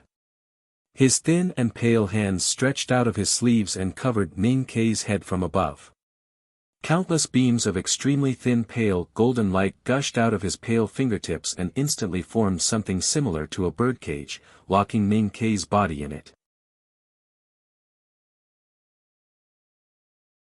Since the appearance of the three deacons of the judicial department, Mo Shanshan had not shown much emotion on her face, because she believed that even if there was a misunderstanding, she and Ning Kai would not be at a disadvantage. However, when she saw the golden light spurting out from the fingers of the deacon, she could not help but be slightly shocked and said in surprise, "The confinement?" The confinement Taoism was one of the profound Taoism skills of Haotian Taoism, and it was a secret of the judicial department. It was said that the confinement Taoism skill performed by the great divine priest of judgment was close to the divine skill. This kind of divine hall Taoism skill could forcibly change the subtle direction of the chi of heaven and earth, and thus control the space of the opponent's movement. Once successfully performed, it could be used to deal with powerhouses whose state was more than 2 levels higher than the user. Seeing that the black-clothed deacon could easily perform the confinement Taoism skill, Mo Shanshan was sure that he must be an important figure in the judicial department. She could not help but frown and remind him, "Don't resist." There was a very light golden light floating on the surface of the light, like the fire at dusk in the southern Central Plains. Ning Kai looked at the thin lines that were not far away from him, and had a very strange feeling in his heart. He always felt that these lines did not exist in reality, but he could clearly feel that the chi of heaven and earth around him had been cut into many tiny pieces, which seemed very dangerous. He had always been cautious about methods that he could not understand at the moment. After hearing Mo Shanshan's reminder, he chose not to attack immediately, but he was a little confused about the principle of this Taoism skill that controlled space. If the confinement was formed by cutting the space, then if it was directly used on the enemy, wouldn't it be able to directly cut the enemy into countless pieces of flesh and blood? The reason that the deacon of the judicial department did not do so was definitely not because the people in the divine hall were very merciful, but because he could not do it at all. This meant that the confinement was not the real Taoism skill of space. Speaking of which, a Taoism skill that could control real space must be above the 5 states, and it was not easy to encounter one. Ning Ke looked at the thin lines close at hand, and with his excellent perceptual acuity, he tried to clearly see the structure of these lines. Gradually, he found that the confinement Taoism skill was not cutting the space, but affecting the fluctuation of the qi of heaven and earth, forming countless small turbulence around him. These primordial qi turbulence were like the wooden bars of a prison cell, which looked indestructible, and there might be many spikes hidden on them. If one tried to push them by force, one's hands would be pierced all over and covered with blood. As he was thinking about these things, Ning Ke in the confinement Taoism was silent and even a little dull. But this did not mean that he had decided to surrender. He just wanted to have more opportunities to observe. However, he did not know that the style of the judicial department of the Divine Hall was very similar to his fighting style. Before making sure that the enemy had no ability to fight back, the deacons of the judicial department would never give up. The deacon in black slightly raised his head, and the firelight reflected his pale and calm face.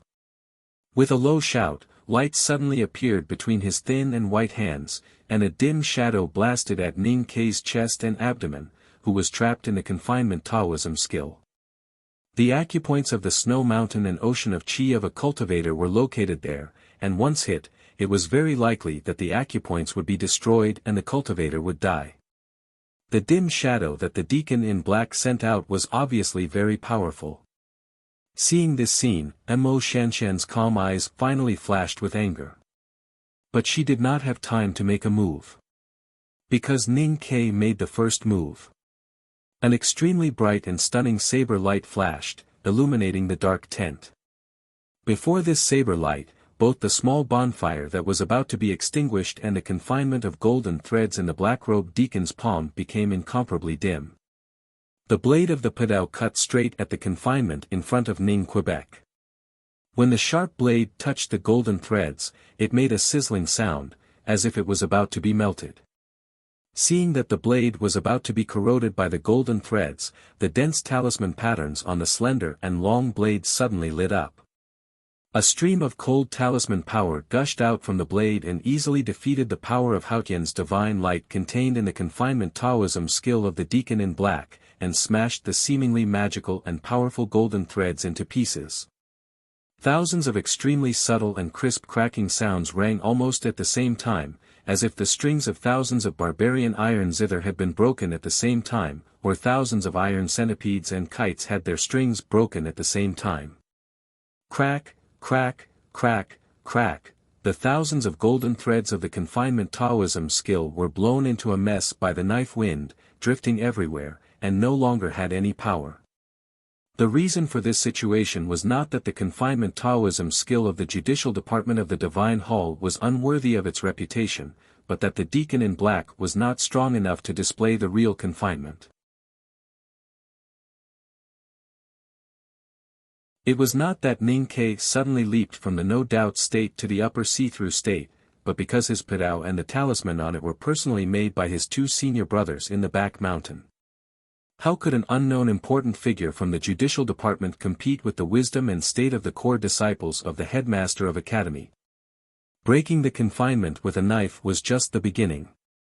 Ning Ke was even more ruthless than the judicial department. Once he started, he would not stop until he saw death. Therefore, the knife light that broke the confinement, cut the golden threads into pieces, and came to the front of the deacon without any hindrance. The knife light illuminated the deacon's pale face. An extremely fine silver needle had pierced into his eyeball at an unknown time, leaving only a little bit of light flickering in the air. The deacon did not have time to cry out in pain, nor did he have time to be shocked by the young man's exquisite control of the chi of heaven and earth. He only had time to realize that the psyche power he had just condensed had dissipated because of the sharp pain in his head. Then he was cut in two by the downward slash of the saber. The two parts of his body did not separate for the time being, only a clear blood line. It was a simple and clean death. The second deacon in black retreated quickly, waving his hands in front of him, sprinkling divine light lines. Ning Ke abandoned his knife and jumped up like an ape, avoiding those dangerous lines, and jumped above the deacon. A piece of cloth fell. Ning Ke stretched out his hands and grabbed the deacon's face with his fingertips. Then he kicked the deacon's sternum with his knees as fast as lightning. With a crisp sound, the deacon's sternum was completely broken. Taking advantage of the forward momentum, the two fell on the snow outside the tent. Ning Ke twisted his hands and broke the deacon's neck. The pale hands of the third deacon in black had quietly come to Ning Ke's back. His palms shone brightly, like a fierce burning flame. Ning Ke did not care. The flame-like divine light in the deacon's palms instantly turned into real flames. Not only his hands. Under the black clothes, the deacon's whole body was burning. He instantly turned into charcoal. After another moment, he turned into flying ash. The deacon's robe lost its support and slowly floated to the ground. Ning Ke looked back at Mo Shanshan and smiled. He walked back into the tent and picked up the padao on the ground. The body of the first deacon in black who died slowly separated at this time. Blood gushed out like a flood and slowly flowed out of the tent, dyeing the white snow on the field red. Unknowingly, the clouds in the sky dispersed again, and the stars shone brightly. Between heaven and earth, it was all white. Mo Shanshan's face was also a little pale. Finally finished a paragraph. I started writing it as soon as I got home. I feel much better. I hope everyone likes it. I feel that this sentence is like what a singer said, if you like this work, please come to Chidian.com to vote for me. Your support is my biggest motivation.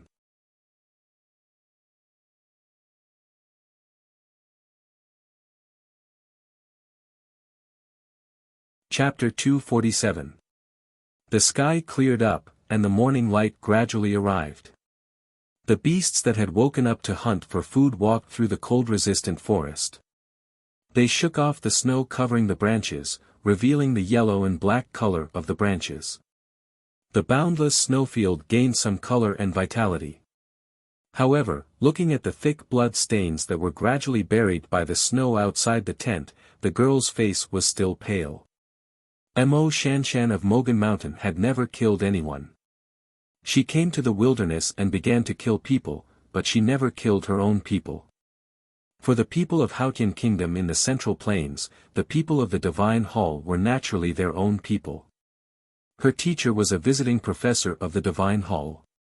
She believed in Haotian and entered the wilderness to investigate the enemy under the order of the Divine Hall. As a result, she killed 3 deacons of the Judicial Department of the Divine Hall in the dark night yesterday. Mo Shanshan was not afraid. She was just a little confused and couldn't accept the fact mentally. She thought about it for half a night, but she still couldn't figure out why the situation developed like this.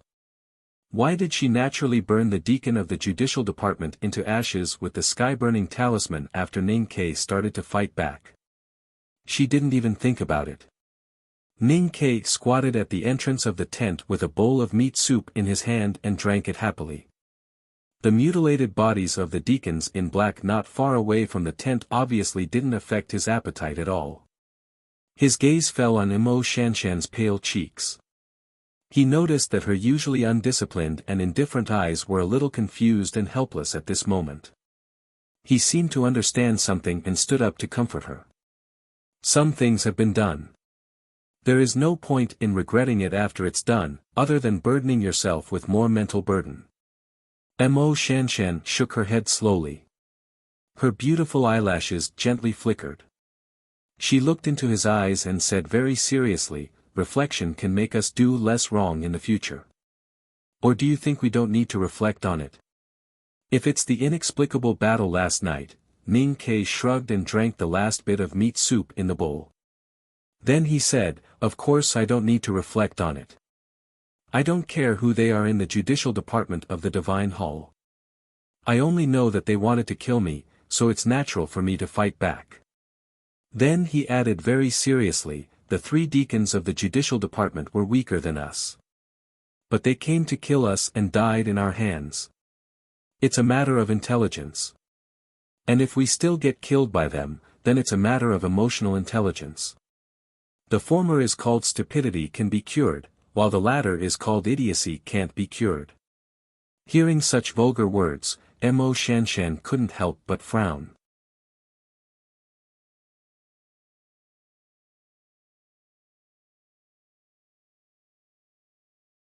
Moreover, because of his 2 encounters with Prince Long Qing in Chang'an City, and his little handmaiden said that the prince was really beautiful, he seemed to be gentle at that time, but in fact, he was already unhappy.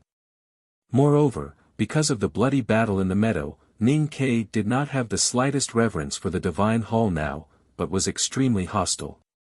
Therefore, killing 3 deacons of the judicial department of the Divine Temple was not much different from killing 3 gazelles for him. It did not cause any psychological impact, nor did it make him feel enlightened. He even had the mood to look at the pretty face of the girl. He looked at Mo Shanshan's innocent and helpless expression, and subconsciously wanted to reach out to poke her cute pink cheeks. Suddenly, he remembered that she was a calligraphy addict, so he forcibly restrained his impulse and comforted her. He said, I will dispose of the bodies later. I am very good at this, so no one will know about it. It was a pity that there was only one academy in the world, and only the academy could teach a student like Ning Quebec.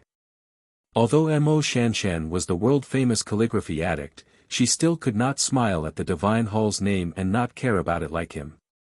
Looking at the girl who was still silent with her head down, Ning Ke shook his head and said with a smile, don't forget what happened on the meadow. Your younger brother was actually killed by the judicial department of the Divine Hall, but they did not do it themselves. Therefore, from the most simple emotional level, you should not be biased towards them. You should treat those who are not good to you well. The Divine Hall is not good to you, but their life and death are not your business. You have never seen the desolate man before, so why did you help the Divine Hall to kill them? The desolate man came all the way from the south, and that elder sister did not kill you as if she saw a ghost. Instead, she gave you a piece of meat to eat, and now she is making meat soup for you. What do you call eating a piece of meat that has been preserved for thousands of years? This is called fate. Ning Ke raised his arm and patted her shoulder gently. He looked back into the tent and said with a smile, thank you, elder sister. The curtain was lifted, and the desolate woman came out with a bowl of meat soup and a few pieces of coarse grain cakes. She looked at him and nodded with a smile, saying, I should thank you for what happened last night. The desolate man had a special physique, and their skin was extremely hard. Last night, the deacon in black had injured the woman's shoulder with his Taoist sword, and the Haotian divine light attached to the wound was removed by Mo Shanshan's talisman, so it was not a big problem. The dark-skinned desolate boy hid behind the curtain and looked at the 2 young people from the Central Plains curiously. He asked, you are all from the Central Plains, why did you help us kill those people from the Central Plains? Ning Ke slightly raised his eyebrows and said righteously, because we are good people from the Central Plains. The desolate boy scratched his head in confusion, as if he did not understand what good people from the Central Plains meant. Before the southward migration, the senior statesman did not mention such a term when he convened the tribes for a meeting. Suddenly, he thought of something that the senior statesman had said. He suddenly realized something and patted his forehead. He looked at Ning Ke and said, "The senior statesman said that you people from the Central Plains like internal strife the most. Is this called internal strife?" Hearing this, Mo Shanshan could not help feeling a little hot on her cheeks. She did not know how to respond. Ning Ke did not care at all. He laughed and patted the head of the desolate boy. Under Ning Ke's strong request and shameless insistence, he finally succeeded in getting the girl to join in the work of destroying the corpses. It was not because he had a perverted hobby of seeing the girl turn pale and tremble in front of the corpses, but because he increasingly felt that Mo Shanshan was really an inexperienced girl. Although she had such a great reputation in the world, she was still a quiet little flower by the ink lake who could not stand the wind and rain. If he did not let her grow up as soon as possible, he could not count on her to help him much on the way, and she might even drag him down. In his life experience, disposing of the corpses was the second fastest way to help an ignorant girl grow up as soon as possible. As for the best way, he hoped that he would never think of it again in this life. The big black horse angrily carried the heavy luggage and dragged countless things, accompanying the young man and woman to the woodland deep in the snowfield. Behind the tight leather rope, there was a complete corpse on the ground, 2 incomplete but no longer bleeding bodies, and a large bunch of stone grass used to cover the traces. Mo Shanshan walked in front silently. The hem of her cotton skirt had been wet by the snow, but she did not notice it. Because she had not gotten rid of the complicated and confused emotions. The respect for Haotian and the Divine Hall, which had been deeply rooted in her blood since childhood, could not be easily erased by a few words. Although she felt that what Ning Ke had said seemed to be very reasonable, she still felt that something was wrong about this matter. For a girl who had meditated in the ink lake for more than 10 years and did not care about worldly affairs, the difficulty of changing her worldview was second only to changing her view of love. Looking at her back, Ning Ke felt a little helpless and a little tired. Walking on the desolate snowfield, his mind suddenly drifted back to Chang'an, which was relatively far away from the South Pole, to the shop in the alley, and to the little black handmaiden. He silently thought how simple it would be if it was Sang Sang, and Sang Sang would never doubt anything he said. Of course, Sang Sang's worldview, life, love, money, food, and life and death were all his views. A few fat tree rats vigilantly looked at the scene under the tree. There were several human corpses piled up in the naturally formed pit, and the faint smell of blood made them a little uneasy. Ning Ke threw the large bunch of stone grass dyed with snow into the pit, and looked at the black-robed deacon's pale but still serious face as he gently leaned against his right foot. After a moment of silence, he seriously said, "The Divine Hall needs to be respected, and so does the Academy. The back of the mountain of the Academy has never been involved in the secular world, but since I came to the wilderness this time, it is equivalent to representing the face of the Academy. However, it seems that people do not respect me very much along the way." He turned to look at Mo Shanshan and said with a smile, "If my second brother was wanted by the Judicial Department of the Divine Hall, what do you think he would do? He definitely wouldn't be like me, who would just kill a few people."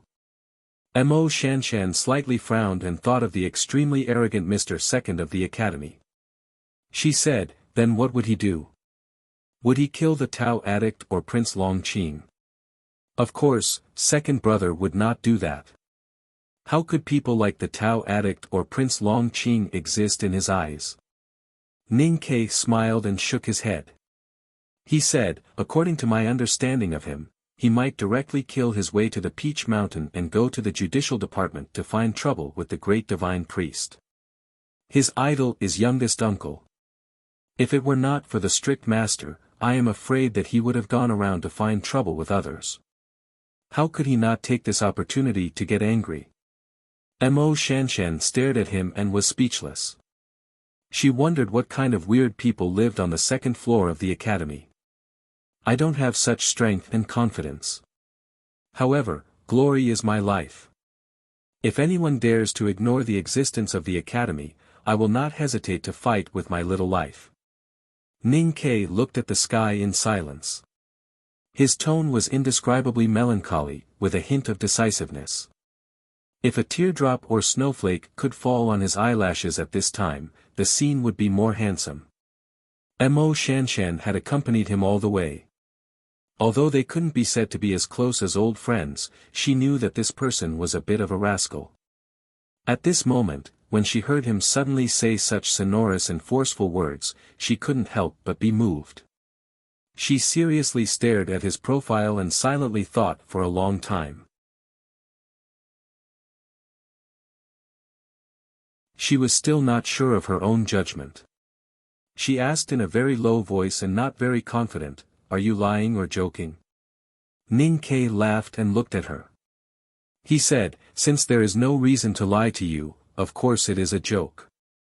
Mo Shanshan slightly frowned, as if a precious purple fine blade was drawn on a piece of paper. She looked extremely dissatisfied. Ning Kei slightly stopped smiling and looked at her eyes. He seriously said, "But seriously, I have never thought that the Divine Hall is qualified to represent Haotian. Who can prove that Haotian allows them to be the representatives? Maybe we are the ones chosen by Haotian. We need to maintain the light and justice of the world. So if the Divine Hall does such disgusting things in the future, we must refuse to be indifferent and take action when it is necessary." He was still righteous, but this time Mo Shanshan was not fooled by him. She looked at his eyes and seriously thought for a long time again. Then she tried to confirm, this should be a joke. Ning Kei looked at her slightly wrinkled cute little nose and saw the confusion and nervousness in her dull eyes. He could not help but laugh happily. He took out a fu paper from his arms and said, "You can also say that it is a lie." Mo Shanshan looked at his back and suddenly asked, "Why do you like to lie?" Ning Kei did not turn around. He said, "It is a habit I developed when I was young. Sometimes I cannot survive without lying." Mo Shanshan continued to ask, "Then what is your purpose in coming to the wilderness? Why do you teach me those dark things? Why do you teach me how to kill people? Why do you let me get used to it?" The questions asked by simple people were very simple. Because they were simple and direct, they could pierce through countless hidden silk armors. For example, a joke or a lie, and directly hit the heart in the chest. These questions were not easy to answer. Ning Kei stood by the snow pit and thought for a while. He decided to answer honestly. He looked back at her and said calmly, "I want to go to the wilderness to do something important. I want to grab something important. As you said a few days ago, no one will care about my academy background when it comes to the critical moment of snatching food. At that time, not to mention whether I can snatch food from the tiger's mouth, anyone can beat me like a dog." Mo Shanshan looked at him quietly and waited for him to finish his words. Ning Kei flicked the fu paper into the snow pit and continued in a very serious tone, "So I need your help." Mo Shanshan slightly lowered her head and looked at an unknown place in the snow. After a moment of silence, she asked in a low voice, "What do you want to grab?" "One of the 7 tomes of Arcane." Ning Kei looked at her slightly blinking long eyelashes and felt the emotional changes in her heart at this time. He said, "You agreed to go to the wilderness with me. I'm wondering if it has anything to do with this matter." Mo Shanshan slowly raised her head. After a long silence, she softly said, "My master told me after knowing about this. I don't expect to grab the tomes of Arcane, but I'm very curious, so I want to come and have a look." Ning Kei smiled and said, "Curious about the tomes of Arcane and the powerhouses who are qualified to grab the tomes of Arcane?" Mo Shanshan smiled slightly. She felt relaxed and comfortable talking to him because he seemed to be able to hear what she was saying in her heart. He would never think of her in other ways. Ning Kei was about to say something. Mo Shanshan gently shook her head and looked into his eyes. She very seriously asked, "I didn't tell you, and you didn't tell me either.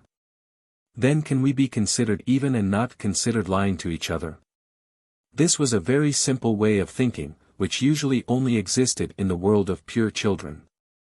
But the girl said it naturally, so Ning Ke naturally accepted it and nodded seriously. He even felt relieved because he had very few friends in the world. He didn't want to inexplicably lose one. Then Ning Ke looked at her very seriously and said, "But your mentality is wrong. Since you and I have come to the wilderness, of course we can't miss the opportunity. So don't say that you don't dare to hope. If you don't even dare to think about it, then you really can't do anything." Mo Shanshan looked at him very seriously and asked, "Is this also a kind of education for me?"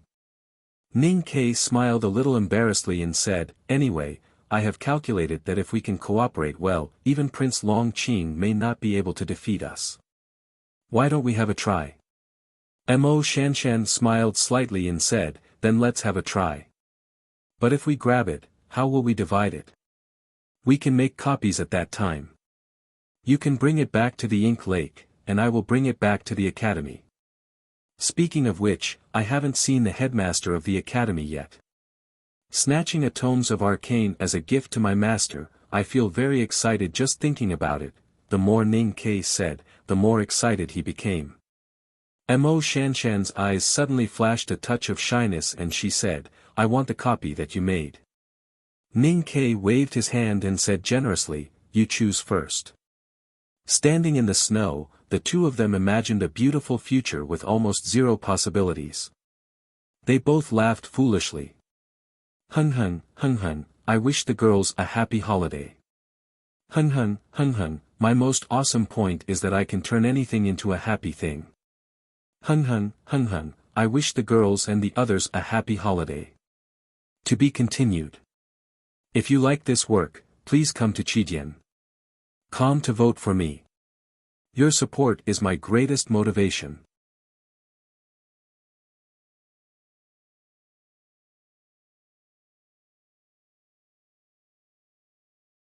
Chapter 248. The silly smile seemed especially clean in the pure white snow forest, as if it could infect every snowflake on the branches and every blade of grass under the snow. However, the flame formed from the talisman paper in the snow pit in front of the two clearly did not have any infectious power. It did not grow larger even after being blown by the cold wind for a long time. Ning Ke looked at the small flame on the dead body of the judicial department's deacon and was a little embarrassed to find that there was such a big gap between his talisman Taoism ability and that of the young talisman master beside him. Last night, Mo Shanshan casually used a talisman to burn the judicial department deacon into ashes, but the black clothes were not damaged at all. Compared with this, the Fu fire that he painstakingly wrote in Chang'an City was completely weak. How many days would it take to burn the body into ashes? Mo Shanshan noticed the embarrassed expression on his face and almost couldn't hold back her laughter.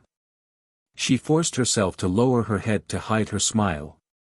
She flicked her fingers that were exposed outside her cotton sleeves, and the fire in the snow pit was suddenly ignited. Those almost blazing white flames appeared and disappeared in a flash. Ning Ke stood beside the pit and didn't have time to feel the scorching temperature. He found that the snow in the pit melted into water and gradually seeped into the ground. The dead body of the judicial department deacon had disappeared, and this time the black heavy clothes were all burned. Ning Ke looked at the scene in front of him and sighed. Talisman Taoism was about talent, and the use of talisman was about the use of talisman. His talisman writing was far less than that of the calligraphy addict. At this time, he couldn't even understand how the calligraphy addict did it, so he couldn't help feeling a little resentful. Master Yen Sei said that I'm a rare genius in talisman Taoism in 1,000 years. But after being with you for a long time, I always feel that he is deceiving me, or his vision is much worse than that of the master of calligrapher. He looked at Mo Shanshan's beautiful and clear eyes and confirmed that the girl should be about the same age as him. He was too embarrassed to ask her how old she was, so he shook his head and said with emotion, "You are the real genius in talisman Taoism." Mo Shanshan looked at him and seriously asked, "Senior brother 13, when did you start to learn talisman Taoism?" Ning Ke counted the days and replied, "In spring, almost half a year." Mo Shanshan quietly looked at his eyes. After a long time, she gently sighed and said, "In this case, Master Yen Sei's vision is really right. You are indeed a genius in talisman Taoism." Ning Ke was very happy to hear this, especially when he thought of his daily bragging to Chen Pipi. He smiled and seriously asked, "Am I really strong?"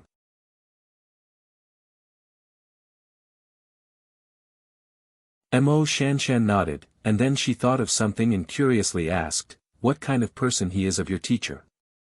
Ning Ke thought for a while and answered honestly, "He's a dirty old man who's very lewd and lecherous." Mo Shanshan was slightly startled.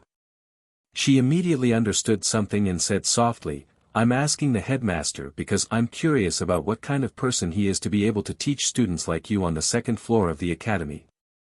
Taoism young, Taoism Mo and he Taoism Taoist of him. Taoism Taoist, he said. Master of Taoism Taoist Mo of. Mo Shanshan's eyelashes fluttered as if she hadn't expected to hear such an answer. Ning Ke thought for a moment and said seriously, "But according to my understanding of the senior brothers and sisters on the second floor, I think the headmaster must be a very proud, arrogant and great guy. In this world, only the guys in the back of the mountain of the academy dared to call the headmaster of the academy, guy. As for his description, it was all nonsense. People like Mo Shanshan, the calligraphy addict, certainly knew that the headmaster of the academy was very great. How could a person as great as the headmaster of the academy not be proud? What kind of person is your master, the master of calligrapher?" Ning Ke looked at her and asked curiously. Upon hearing her teacher's name, Mo Shanshan's expression became somewhat complicated. There was some reverence, some coldness, and some bewilderment.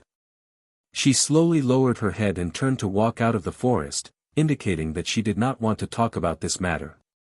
Ning Ke looked at the back of the cold and desolate figure in the snow-covered winter forest and frowned. He looked back at the snow pit and confirmed that the work of destroying the body was completed perfectly. Then he quickened his pace and chased after the figure. Its hooves stepped on the white snow. The big black horse carried the heavy luggage and walked with its head lowered. It looked at the two clear footprints on the snow in the forest and the silent young man and woman in front of the footprints. It was a little confused. It thought to itself, "When you came, you dragged the stone grass. Why did you not care about the footprints when you left?" Suddenly, the big black horse understood something and could not help but feel very annoyed. It shook its head angrily and galloped to the edge of the snow forest just like before. Ning Ke used a rope to tie the branches and dry firewood that the big black horse had brought from all over the place. He patted the horse's back with satisfaction and took out the odd-looking grass from his arms and stuffed it into the horse's mouth as a reward. Mo Shanshan looked at this scene curiously. She thought that the people from the second floor of the academy were strange. Even these animals were so strange. It was as if they could understand human nature.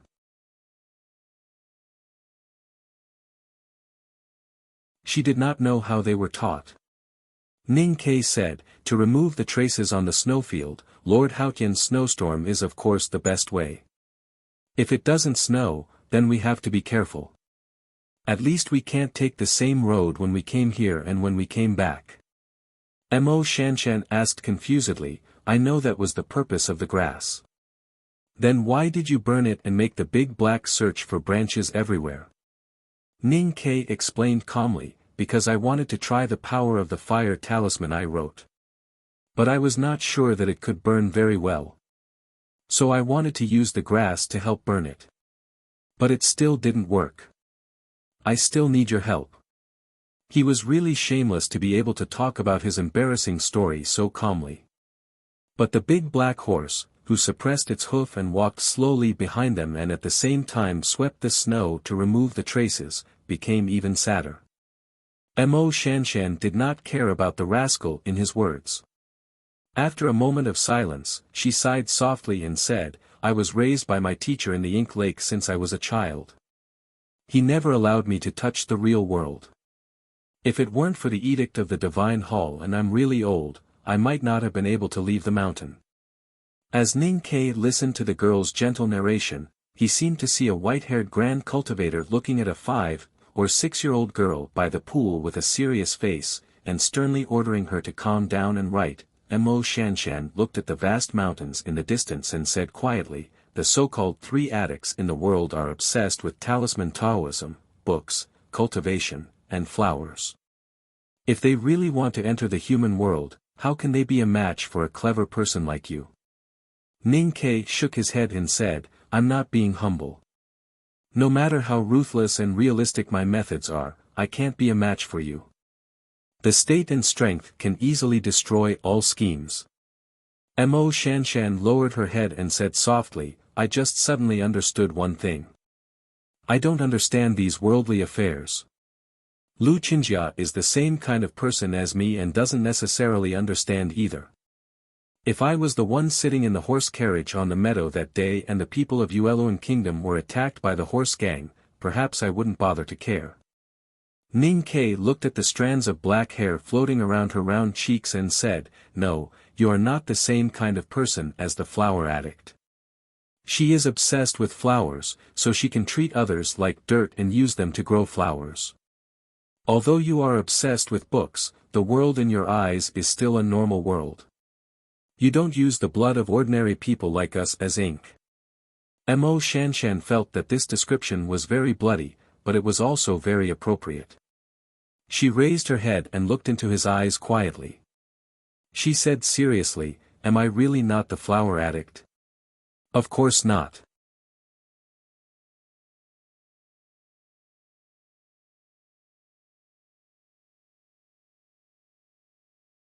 There was not even a trace of pride on that perfect but slightly pale face, because he was Prince Long Qing. Today, when I started writing and was about to get into the mood, I received a call. An old friend of many years suddenly divorced. After telling me about this, my brain started to go blank and then became useless. I have been working on this for 6 or 7 hours, and I am really tired. Tomorrow is Saturday, but I took a leave a few days ago, so I will not rest tomorrow. See you all tomorrow. Have a good weekend. To be continued. If you like this work, please come to Chidian.com to vote for me. Your support is my biggest motivation. You're tuning into the Han Li's Wuxia Adventures YouTube channel. We're so grateful for your support, and don't forget to subscribe to join us on this incredible journey through captivating stories. Your generosity through donations truly makes a world of difference, as it's the primary source of revenue that allows me to expand and enhance this channel for you. Thank you from the bottom of my heart for being a part of this adventure.